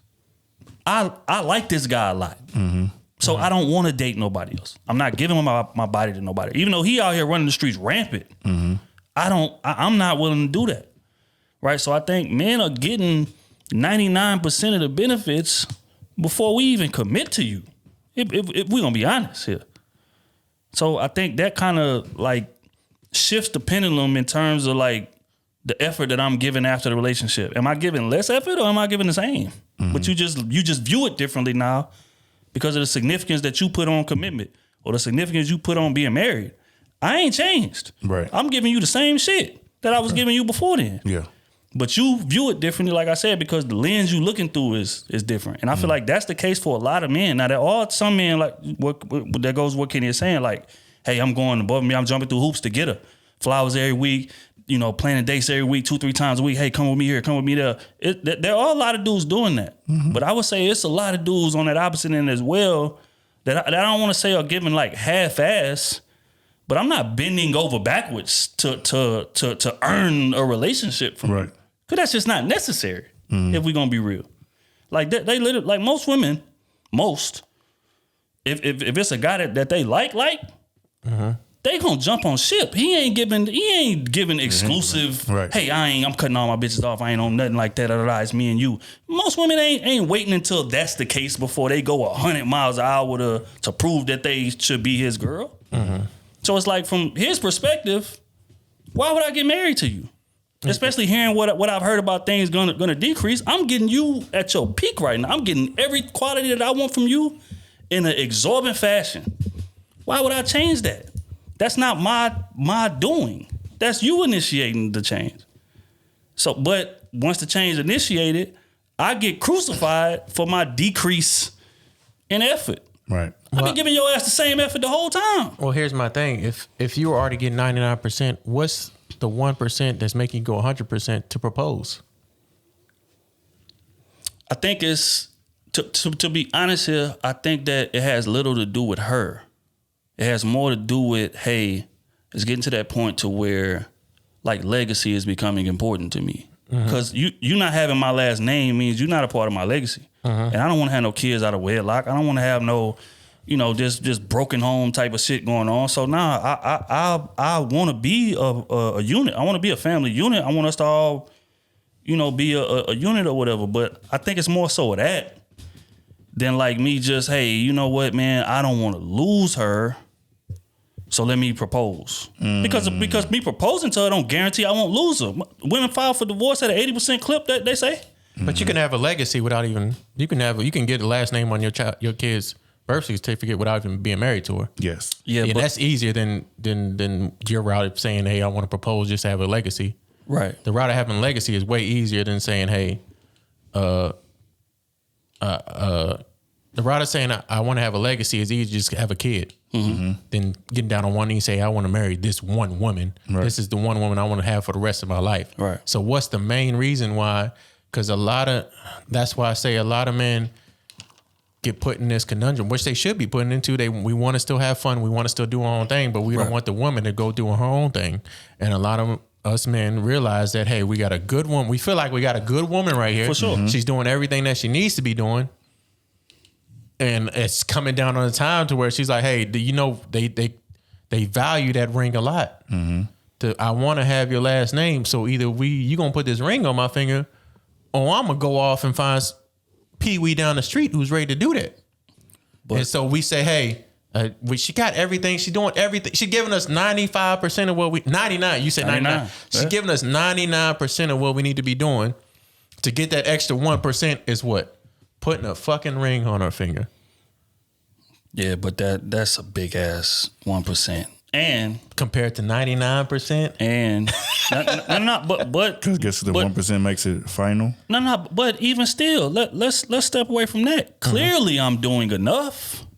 So again, like I may not view it as 99%, but you may view it as that. We're not gonna sit here and act like men ain't doing for the woman they like. We ain't gonna sit here and act like men ain't going above and beyond for the woman they like. But let's not act like that. Men will drive 5 hours for the pussy they like. Men will go on trips and pay for trips. Goddamn, pay for goddamn kids ain't even theirs. Goddamn field trips We will go above and beyond for the woman that we really like, that we are really in love with. Let's not just put this one-sided. And I understand what you're saying 1,000%. But what I'm saying is that same effort that he's given prior to, he doesn't change that once he gets married. Yes. She just views it differently. No, I think we do. We stop going on the when we get married, I think we do stop planning the dates because we got it. We stopped planning the dates that we were going to do.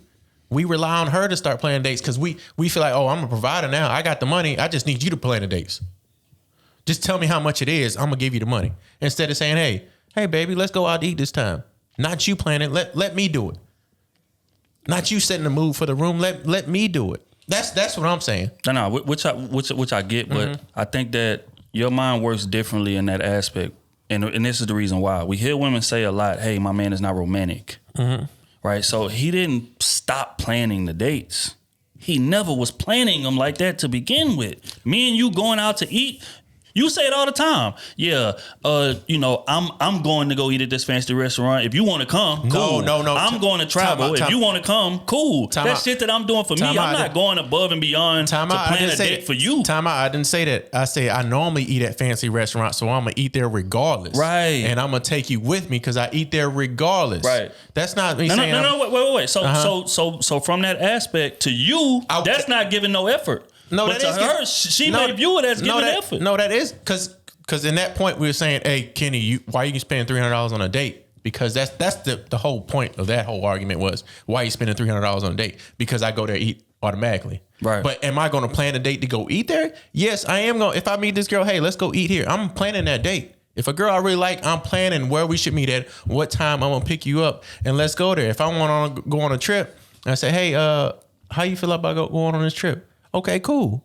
I'll pay this certain way. All you gotta do is pay for your flight. Cool. That's how we are planning dates. Come on now. But my only question is that what's so special about me planning this date if I was gonna fucking do it anyway? Because if you was gonna do it, you want me to be there. It's the difference between saying, hey, if I'm going to you my boys and I'm I'm getting an award at my job. And I say, hey man, I'm getting an award here. It's, this is like the most special. That's like if I'm at a wedding. I had my wedding. I say, hey y'all, I'm getting married. And I didn't even send y'all an invite or nothing like that. I didn't have nothing like that. It's different from me saying, hey, here's my invite to my wedding. I want y'all to be a part of it. Because I feel it's you taking your time out to be with me. I want you to be there. I want to spend time with you. I want to speak to you. I want to see you. I want to talk to you. It's different than saying, hey, I'm going to fucking Willie G's and I'm going to be there regardless. Pull up if you want to. Than me saying, hey, I'm going to Willie G's. Can you come with me?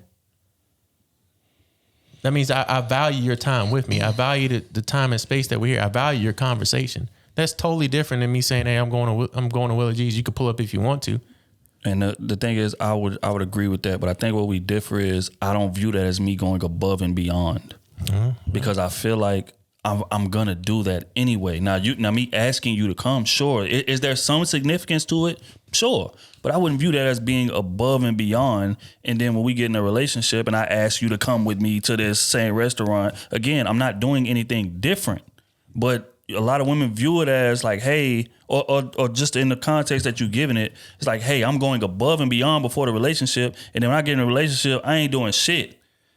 I don't necessarily feel like that's the case. I'm doing the same thing that I was doing beforehand, but you view it differently because of how you view this newfound situation we in. Yeah. I ain't dropped off in effort.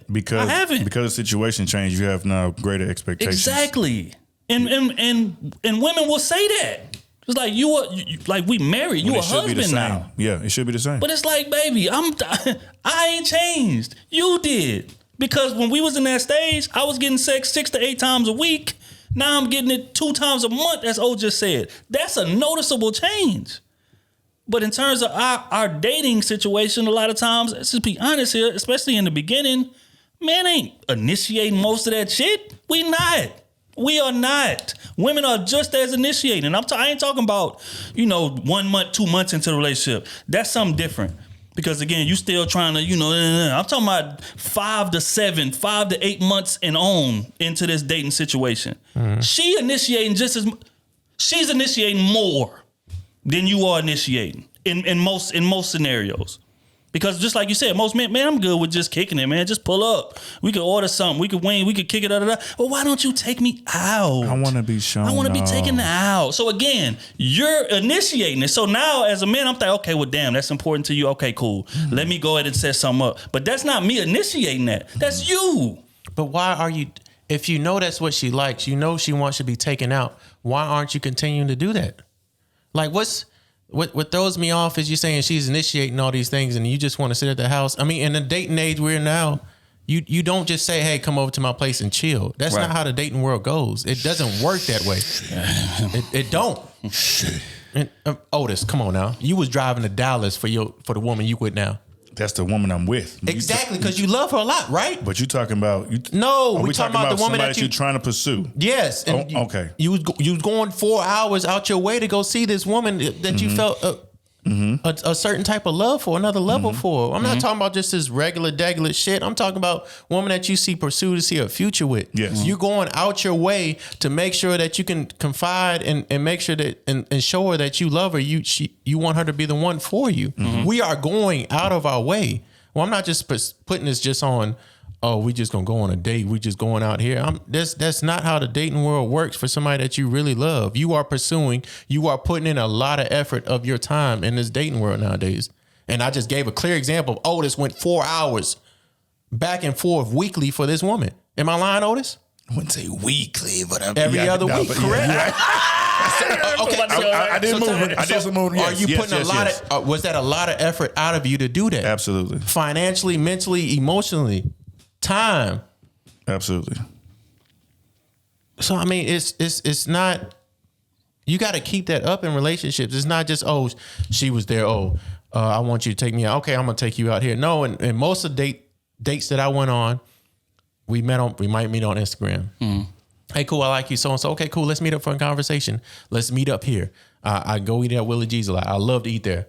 Let's meet up here to Willie G. She didn't say I want to go out to eat at a nice restaurant. I want to take her there just to have a conversation with her. I initiate this. If this is where I met her at and we have a good bond there, hey, I'm going to keep on trying to set that up. I'm not just going to get married and say, oh, I'm married now. You want to go out to eat? Where you want to go? No, I'm going to say, hey, babe, let's go to Willie G's. You know, this is where we met up at. Let's get dressed up and let's go do this type of things. And I feel like a lot of men and a lot of relationships. Well, I'm not even gonna say a lot of men. I'm gonna say me how I did it in my life beforehand. Before I met my ex-wife, I was planning a lot of relationships. I was planning a lot of getaways. And when we got married, I slacked off on it. And again, I'm not saying nothing you're saying is wrong, but the same way that you can ask, right? Like, hey, why, when you get married, wouldn't you step up, you know what I'm saying, and be more intentional and plan more dates, this, that, and the third? I could ask the same thing in reverse. Why would you marry a man who wasn't doing that to begin with and expect to change him into somebody who's willing to do that? But I think a lot of them marry a man that was doing that in the beginning. I disagree. I think a lot of men do that in the beginning. You didn't take your woman on a date beforehand, plan dates for your woman beforehand? Yes or no? Yes. Yes, but it wasn't. Hold on, wait. Wait, because context got to be given. Okay. Yeah, add context to it. It wasn't above and beyond. How is that not above and beyond your daily routine? A date? If you plan something, that is above and beyond what you do on a daily. If you wasn't going with her, you probably wouldn't have done that. You probably would have went to McDonald's. If I'm in a relationship with yes you, or no? going yes on or no? a date should be like yes standard. or no? Yes or no? If you wasn't going to go see her, you probably would have went to McDonald's and got your food. But instead, you went to somewhere nice and got dressed up. If it wasn't for that, you wouldn't have got dressed up to go nowhere. You would have went to McDonald's. Right, but the same thing. No. Let me get on to Otis. If it wasn't for her, Otis, you wouldn't have went to fucking Dallas. You had no reason to go there. If it wasn't for her, you wouldn't have went to fucking wherever, Vegas. You wouldn't have went there. You had no reason to go there. This is going above and beyond to pursue and get the woman that you want. Why am I talking so loud? I don't even talk so loud. To get and get the woman you. Hey, I'm passionate about it. You know what I'm saying? It's things like that we overlook on a man's side to say that we're not going above and beyond. But if you're going out of your daily routine, you are going above and beyond. The bare Bare minimum is, hey, I need something to eat. I'm going to McDonald's.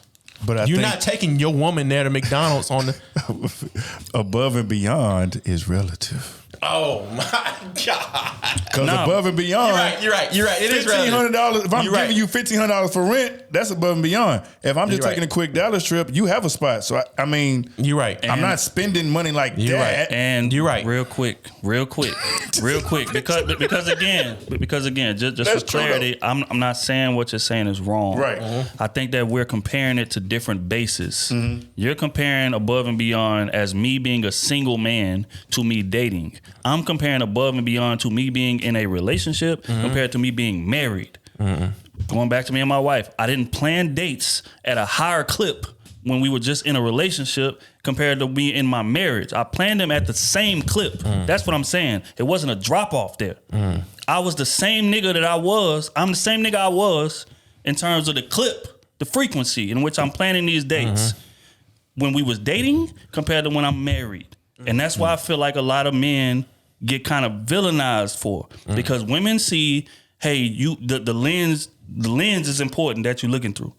Because back when y'all was dating, it was cool that you was planning maybe 2 days a week, 1 day a week, something like that. She good with that. But now you married, and it's like, nah, well, you a married man. Things should be changing because of the lens that she looking at. But from his perspective, he like, well, baby, this is who I was. No, time out. You went from dating to married. Dude, let's go from relationship to married. No, you went from dating to married. Are we talking about relationship and married or dating and married? I'm talking about relationship to marriage. Okay, so if you were the same person from relationship to married, then I guess. That's what I'm saying. I feel like relationship to marriage is two different persons too anyway. It shouldn't be. It shouldn't be. That's what we disagree. I swear to God, I was talking to my auntie about this the other day, and she really couldn't give me no solid answer because I was like, what is the issue in relationships other times? Because I feel the moment you get married, that's how I was asking y'all, like, what kind of change? Because me as a person, I should be the same person. If not, I'm getting better. So it shouldn't be no drop off. I shouldn't really change nothing. If we was going on dates 2 times a week, or like using your example, it should be the same thing. I'm still gonna be romantic. I'm still gonna rub your feet. I'm still gonna be thoughtful. I'm still gonna be doing all those things I did prior to.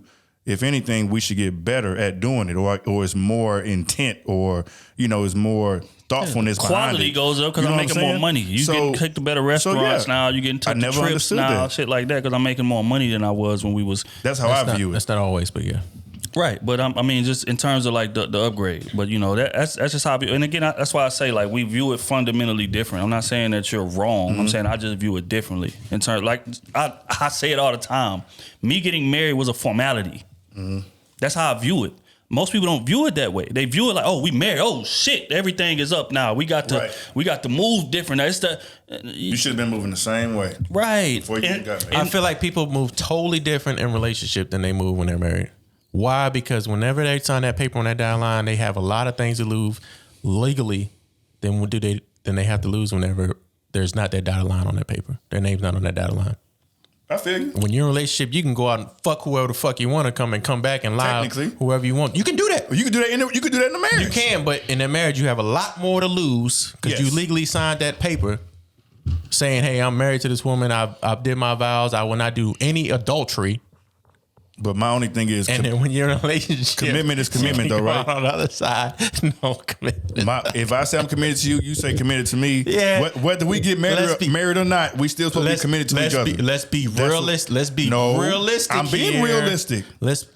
If you on the basis, if you decide. Next question. No, if you decide I only want to be with you, even before we get married, no rules should change. I shouldn't act different. People do it, but you shouldn't. The moment I realize, like I said, if I propose to you, if I were to be with you for a year, I propose to you that day. If I had the bread, we should get married that day, because I already know that I want to spend the rest of my life with you. Why should I wait 2 years to plan a damn wedding or something like that? I want to be with you. Let's be realistic here. If you didn't have a fucking ring on your finger and you took a trip, nothing would made you change your mind about going out and stepping out. But if you took a It's trip everybody, and you it's had a that ring mentality. on your finger, it's a totally different mindset, but a double questioning of what you're doing in these certain I don't situations. think so. It's a mindset. I disagree. It's your mindset. I can be out there. I can be out there single and not want to do that. Next question. You can be out there single and not want to do We're gonna that. keep on going. Yeah, we're gonna move this. We're gonna move this along because again, like I say, we just view it fundamentally different, man. If loving you is wrong, I don't want to be right. Because being right. He trying to get this bag on that one. That nigga was reminiscing in the booth. We gonna get to advice column. Man. Turn it off, Ricky. Turn it off, Ricky. That's when love was worth fighting for. These women out here. Scat. What's it that? Scallywag. No. Scat. What was that song you said? Ski that deal. Ski. Where's Matt at? Ski that deal. Man, my boy will be back next week, man. He take care of family business. Yeah, man. he out there He'll be going back. above and beyond. That's the standard. He's doing the standard. He's setting the standard for further relationships that make us be one. We are as a unit. Because the nuclear family at the end of the day is what's going to prepare. I'm not going to let y'all niggas do that to my boy, man. That's my boy now. True Spoken, Patreon.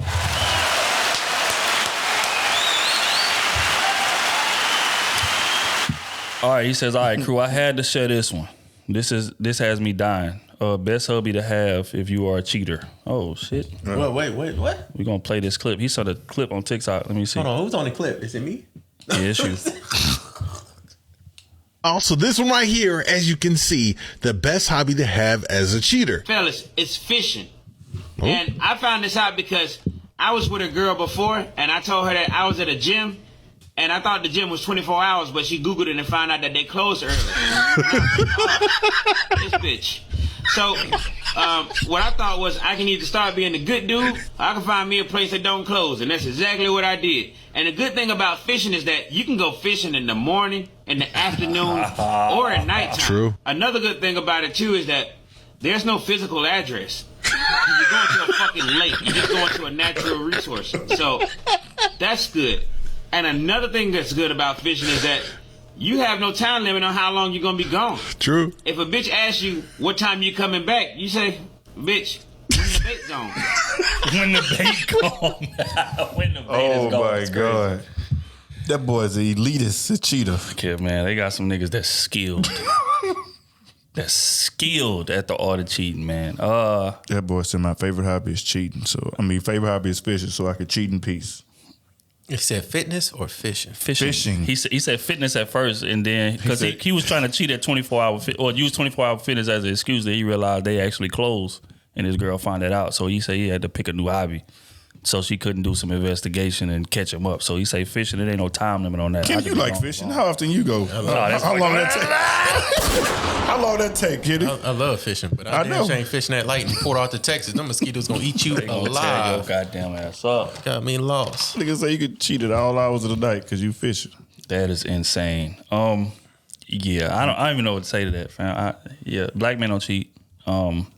He's clearly Puerto Rican. And I want to disassociate. Of another ethnicity. Right, he's clearly of another ethnicity, man. I just want to disassociate myself from that type of behavior, man. But we're going to keep this thing pushing. Prayers to all parties involved, man. All parties involved. You ain't never had nothing that you had to lie about? You had no system in place? Nope. System in place is crazy. All my shit got caught. You motherfuckers too smart out here. That's a fact. Y'all know, man ain't fucking smart about cheating. Niggas get caught every day, B. Every day, every day. Whether you think you being slick or not, she just ain't brought it up to your ass yet. I used to be a ventriloquist, nigga. I'd be right in front of you. You the worst cheater, nigga. We need to tell your story about getting caught. That was one. First off, there was one time, and I wasn't cheating because of a break. That don't count. Clarification. That don't count. He said a break. It was on a break. It was 48 hours. No, ain't no, come on, man. Come on. 48 hours, that ain't no goddamn break. Come on now. It was a break. She said, I think, we need some time. It was one of those speeches. Oh, okay. So I'm like, okay. Until till you come back around, I'm about to get my rounds. I'm about to. That's all it is. No, fam. What'd you ask me again about cheating? About cheating. He said, "Did you have a system in place?" Nope. That's crazy. A system in place is crazy. See, that's the problem. My system was faulty. That's the problem. From the door. See? My system been faulty. But I mean, honestly, you got to have a system of checks and balances to make sure, what I'm saying? If I got to go through that much work, then I obviously don't need to be in a relationship or anything. Absolutely. That's the older you speaking. Absolutely. You talking about the younger Younger me. That shit was fun, nigga. You know it was. Younger me only had, if you go younger me, I only had one girlfriend. Younger me. Oh. Y'all know me. Younger me only had one girlfriend. Man, and we both was cheating, so it ain't make no fucking difference. That shit was adventurous. And we both knew it, so it didn't even fucking matter then. Are you saying that there's some fun in toxicity? Yes. I wouldn't say it's. I would put it as to where we had drink, one. That's toxic. You know it's toxic. We sip. We had one. We just had one person that we wanted to be with for a good time that we felt cool about, and then you just wanted to go out and explore the world. This is college days, though. You know I can show you the world on that magic carpet. And I was out there giving out rug burns in a whole new world. Them knees were scraped up. Looking like a hover round over there, boy. You need that button. And she clapping buttons. That nigga sounds giving out rug burn. That's crazy, dog. Rug burn is the title of this pod. Rug burns. Yeah, I was giving out rug burn. Nah, cheating is you gonna get caught. That's all I know. That's a fact. It's definitely stressful.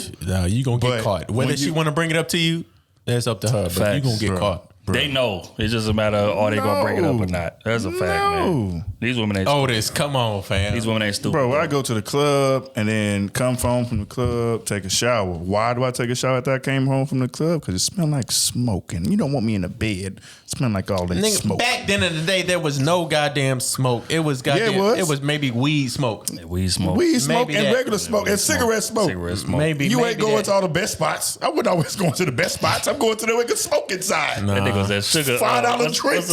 What's the spot? Carol's. Carringtons. $5, you know what I'm saying? No, fam. What was that other spot over there off Southmore? Sugar. That little strip club looked like a house. Boba. Shit. All I'm gonna say is this: that was my shit. if she allowed you to come home and take a shower and ain't care about it, she was out there getting her little lick in too. She was asleep. She was asleep. Okay.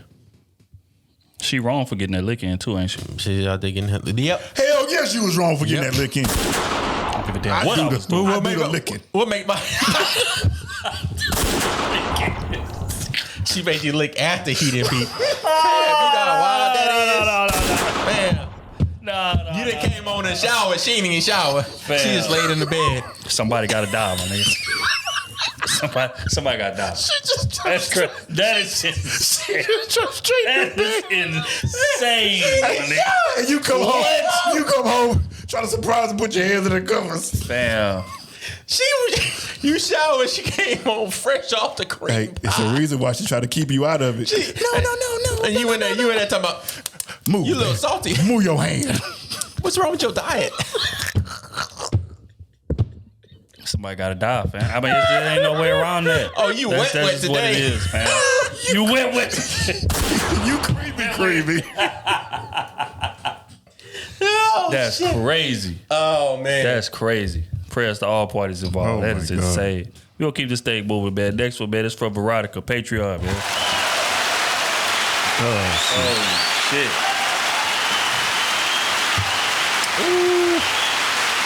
That's wild, man. I'm glad I I've got been some niggas delivered. going through that, man. I've been delivered. I'm glad. Yes. All my niggas going through that. Damn. Says, hey, crew, this is Ronnie again. We both have to... okay. Ronnie asked a question last week about trust. We both have to rebuild our trust with each other. Mm-hmm. So when do you see that it will never be trust there again? I appreciate the answers, but the casino part had me dead. I feel like I've been very consistent with them, and I'm tired. I want to start over. Hey, that casino part was hilarious, bro. No, y'all think I bet y'all looked it up. That shit was hilarious. I'm not last online. week. I'm telling y'all. That niggas ass ban myself from the casino. That is crazy. But yeah, so she's saying like, so when do you know, kind of realize or accept the fact, hey man, the trust ain't gonna never be rebuilt in this shit. Let me just move around. Cause she feel like she didn't be giving a lot of effort in terms of like being consistent and trying to rebuild this shit. But at one point, do you say, man, look, man, this shit ain't going nowhere, man. I'm out. I say when you're not happy. Shit, you ain't happy right from the gate. Cause if you violate it, she's the one that cheated, right? Nah, she said they both got to rebuild the trust. So that means both parties did wild. That's why. Which is why she wrote back again. We read the first one. We thought it was just her. So she wrote back to clarify. No. We both got to rebuild trust. So it's like, Man, I think it's over from the rip. I'm just going to be honest. That y'all want to have an open relationship. Well, you can have an open relationship too. I mean, I feel like that's over with from the rip. Because me, how I feel, if I ever cheat on you, it's done. Don't even be worried about it. Physically cheat on you. I go get this smack-a-lacka out to somebody else. It's over with. We done. Ain't no point in trying to rekindle that because you're going to feel bad for a year, 2 years, 3 years, however long. And I have no say-so on how long it takes for you to recover from that. That's very true. That's the hard part about it. And the amount of effort I got to keep on putting in to try to rebuild this trust over and over, I'm not even trying to work on that. I'm sorry. It's 9 times out of 10 it's something that you did that you didn't feel like working on that led me to cheat, which I should have just left and begin with. But I feel like you were just speaking for me on that one. Speaking facts, you were right speaking now. for me on that one. Jesus Christ! But still, I'm not dealing. I'm sorry. I'm gone. Damn. And maybe y'all meet back up later on, and y'all done had y'all fun. Y'all done clapped on whoever y'all need to be clapping on, and y'all meet back up and rekindle something. But relationship is already enough work. When you got to rebuild the trust, that's the foundation. I don't know, man. Take a lot. You're going to have to start all the way over. And now it's very hard to do. A man's point? Me? If I ever heard my wife was getting clapped come on. by another man, I'm sorry. Wife is crazy. But, come on. I don't care how many kids. I know a lot of people say if you got kids, men accept women for cheating. Me personally, I can't do that. I'm out, man. I'm gone. I'm sorry. Some men do it. Just leave me a note. Nah, you can tell me to my face, but I mean, nah, just go ahead and pack your stuff. Leave me a note. I'm gone. I can't do it. I can't do it. Yeah. Well, at one point, do you know? I think it's like when, it's a time thing. I think that you got to give grace and again, this speak from the perspective of like people trying to work it out, right? Because if I'm in that scenario, baby, look, man, this shit over with. This is just call it what it is. I'm gone. But for people who trying to work it out, I think it's a situation where like both people got to be fighting for that.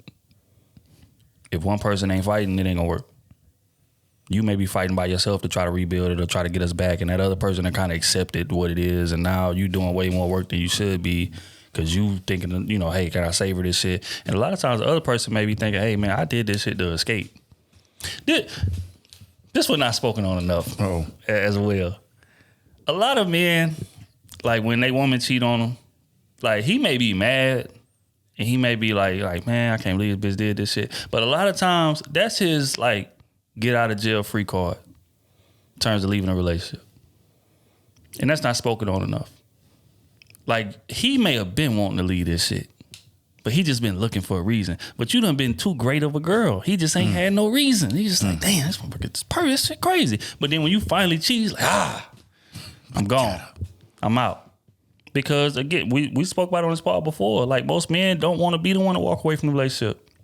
They don't. I don't want to leave. But I gotta go right now. And I'll be back before you know it. He was supposed to finish that part. He wasn't ready. He ain't used to being the leader. He ain't used to. He ain't used to be a lead singer, goddamn. Get your ass in the background. That's why he stay back there. But I mean, that's just real. So I think like a lot of times, like you'll be thinking like, oh, it's some diabolical shit, whatever the case may be. But that person just been waiting on the out, been waiting on you to do some wrong shit, so I can use that as an excuse to leave, so I don't look like the bad guy. Oh, just spoke about it earlier. He said I felt bad. I didn't want to leave a relationship and just say, nah, man, sex was the reason I'm out, because he felt like he was gonna get backlash for that. So a lot of times in that situation, a man will stay and he'll like kind of wait it out, whatever the case may be, and then you or he'll start blatantly wilding to try to provoke you to leave the relationship or do some wild shit, and it still don't work. Women be bored up, goofy ass still stay anyway. But yeah, so I think this scenario is just it's a fucked up situation, but I feel like if both people done violated, man, this shit can't be gotten back from. It can't be. That's just my take. No way. It can't be, man. I mean, it's possible. I can't see it. One getting cream pie, the other one cream pie. That's crazy. Come on, man. Come on, bro. And Lil Debbie.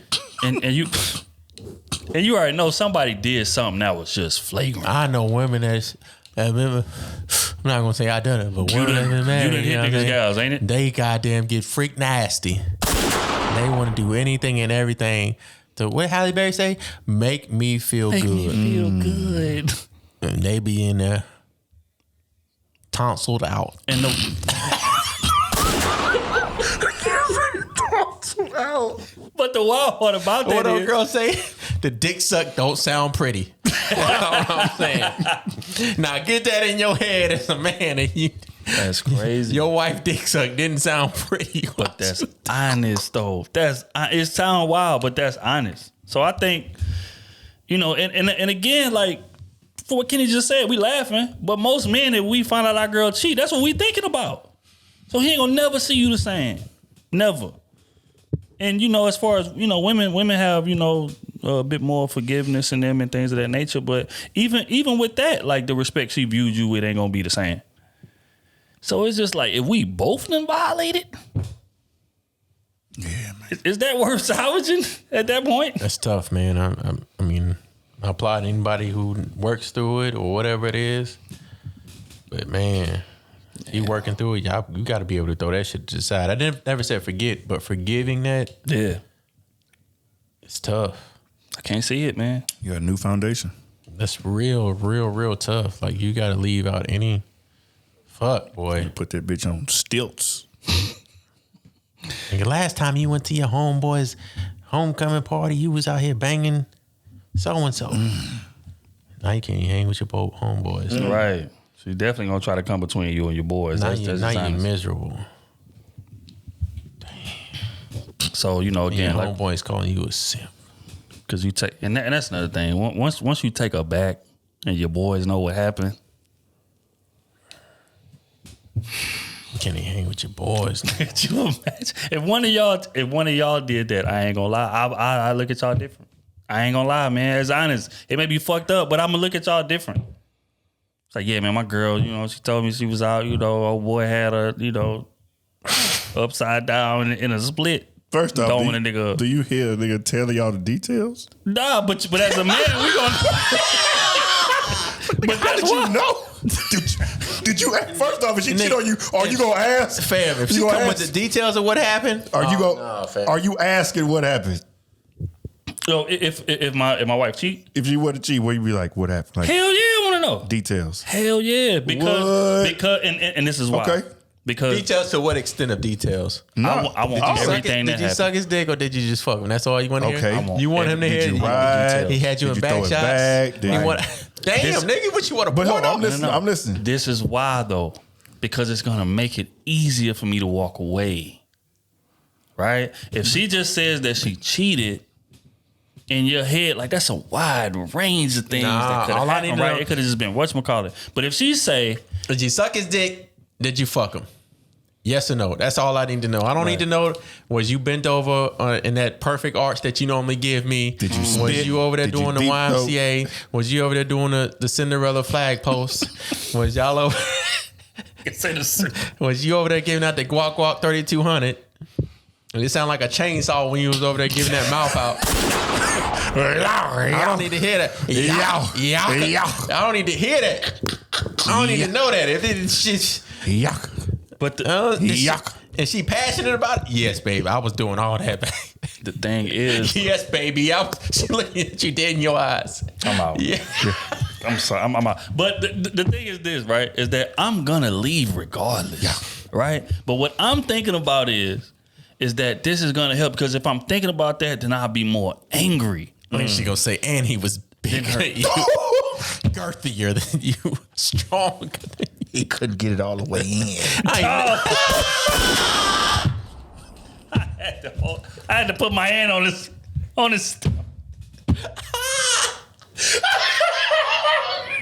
Yo, wow. I had to put my hand on his stomach. It was too deep. Babe, you remember when I said I couldn't squirt? I could do that. Somebody got to die.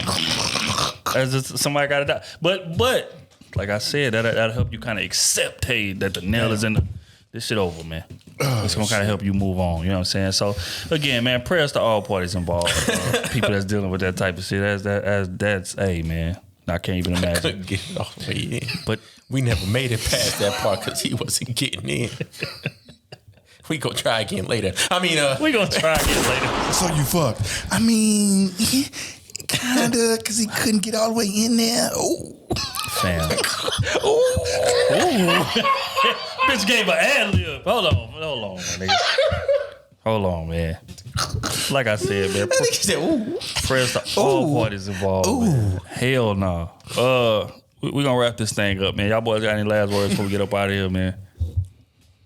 Bad nothing. Did you at least wrap it? Nope. Nigga, you're raw. She said wrap it up. We don't even fuck with it wrapped up. That's what I say, man. This shit is it's a cold game out here, man. Oh shit. Yeah. Last words, man. Anything, too much tequila. I ain't got nothing for y'all, man. Like I appreciate everybody for tuning in, like always. Facts, man. Merch coming real goddamn soon, man. I just spoke to the plug the other day, man. The merch is coming, and we gonna, y'all gonna get it, man. As soon as it drop, I promise y'all, man. But it's coming real soon. It should be done in about a week or two. Are we supposed to be dropping the? Yeah, we're gonna be dropping that here pretty soon. So matter of fact, when this drop Tuesday, man, y'all look out. We're gonna be, releasing another product as well. And then, like I said, man, merch is coming on the back end of that. So we appreciate everybody for tuning in. Appreciate everybody for showing love, man, and tapping in with us as y'all always do.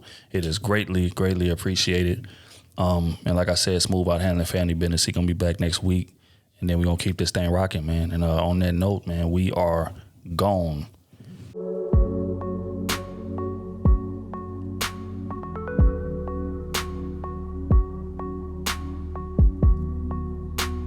She was just there for the season.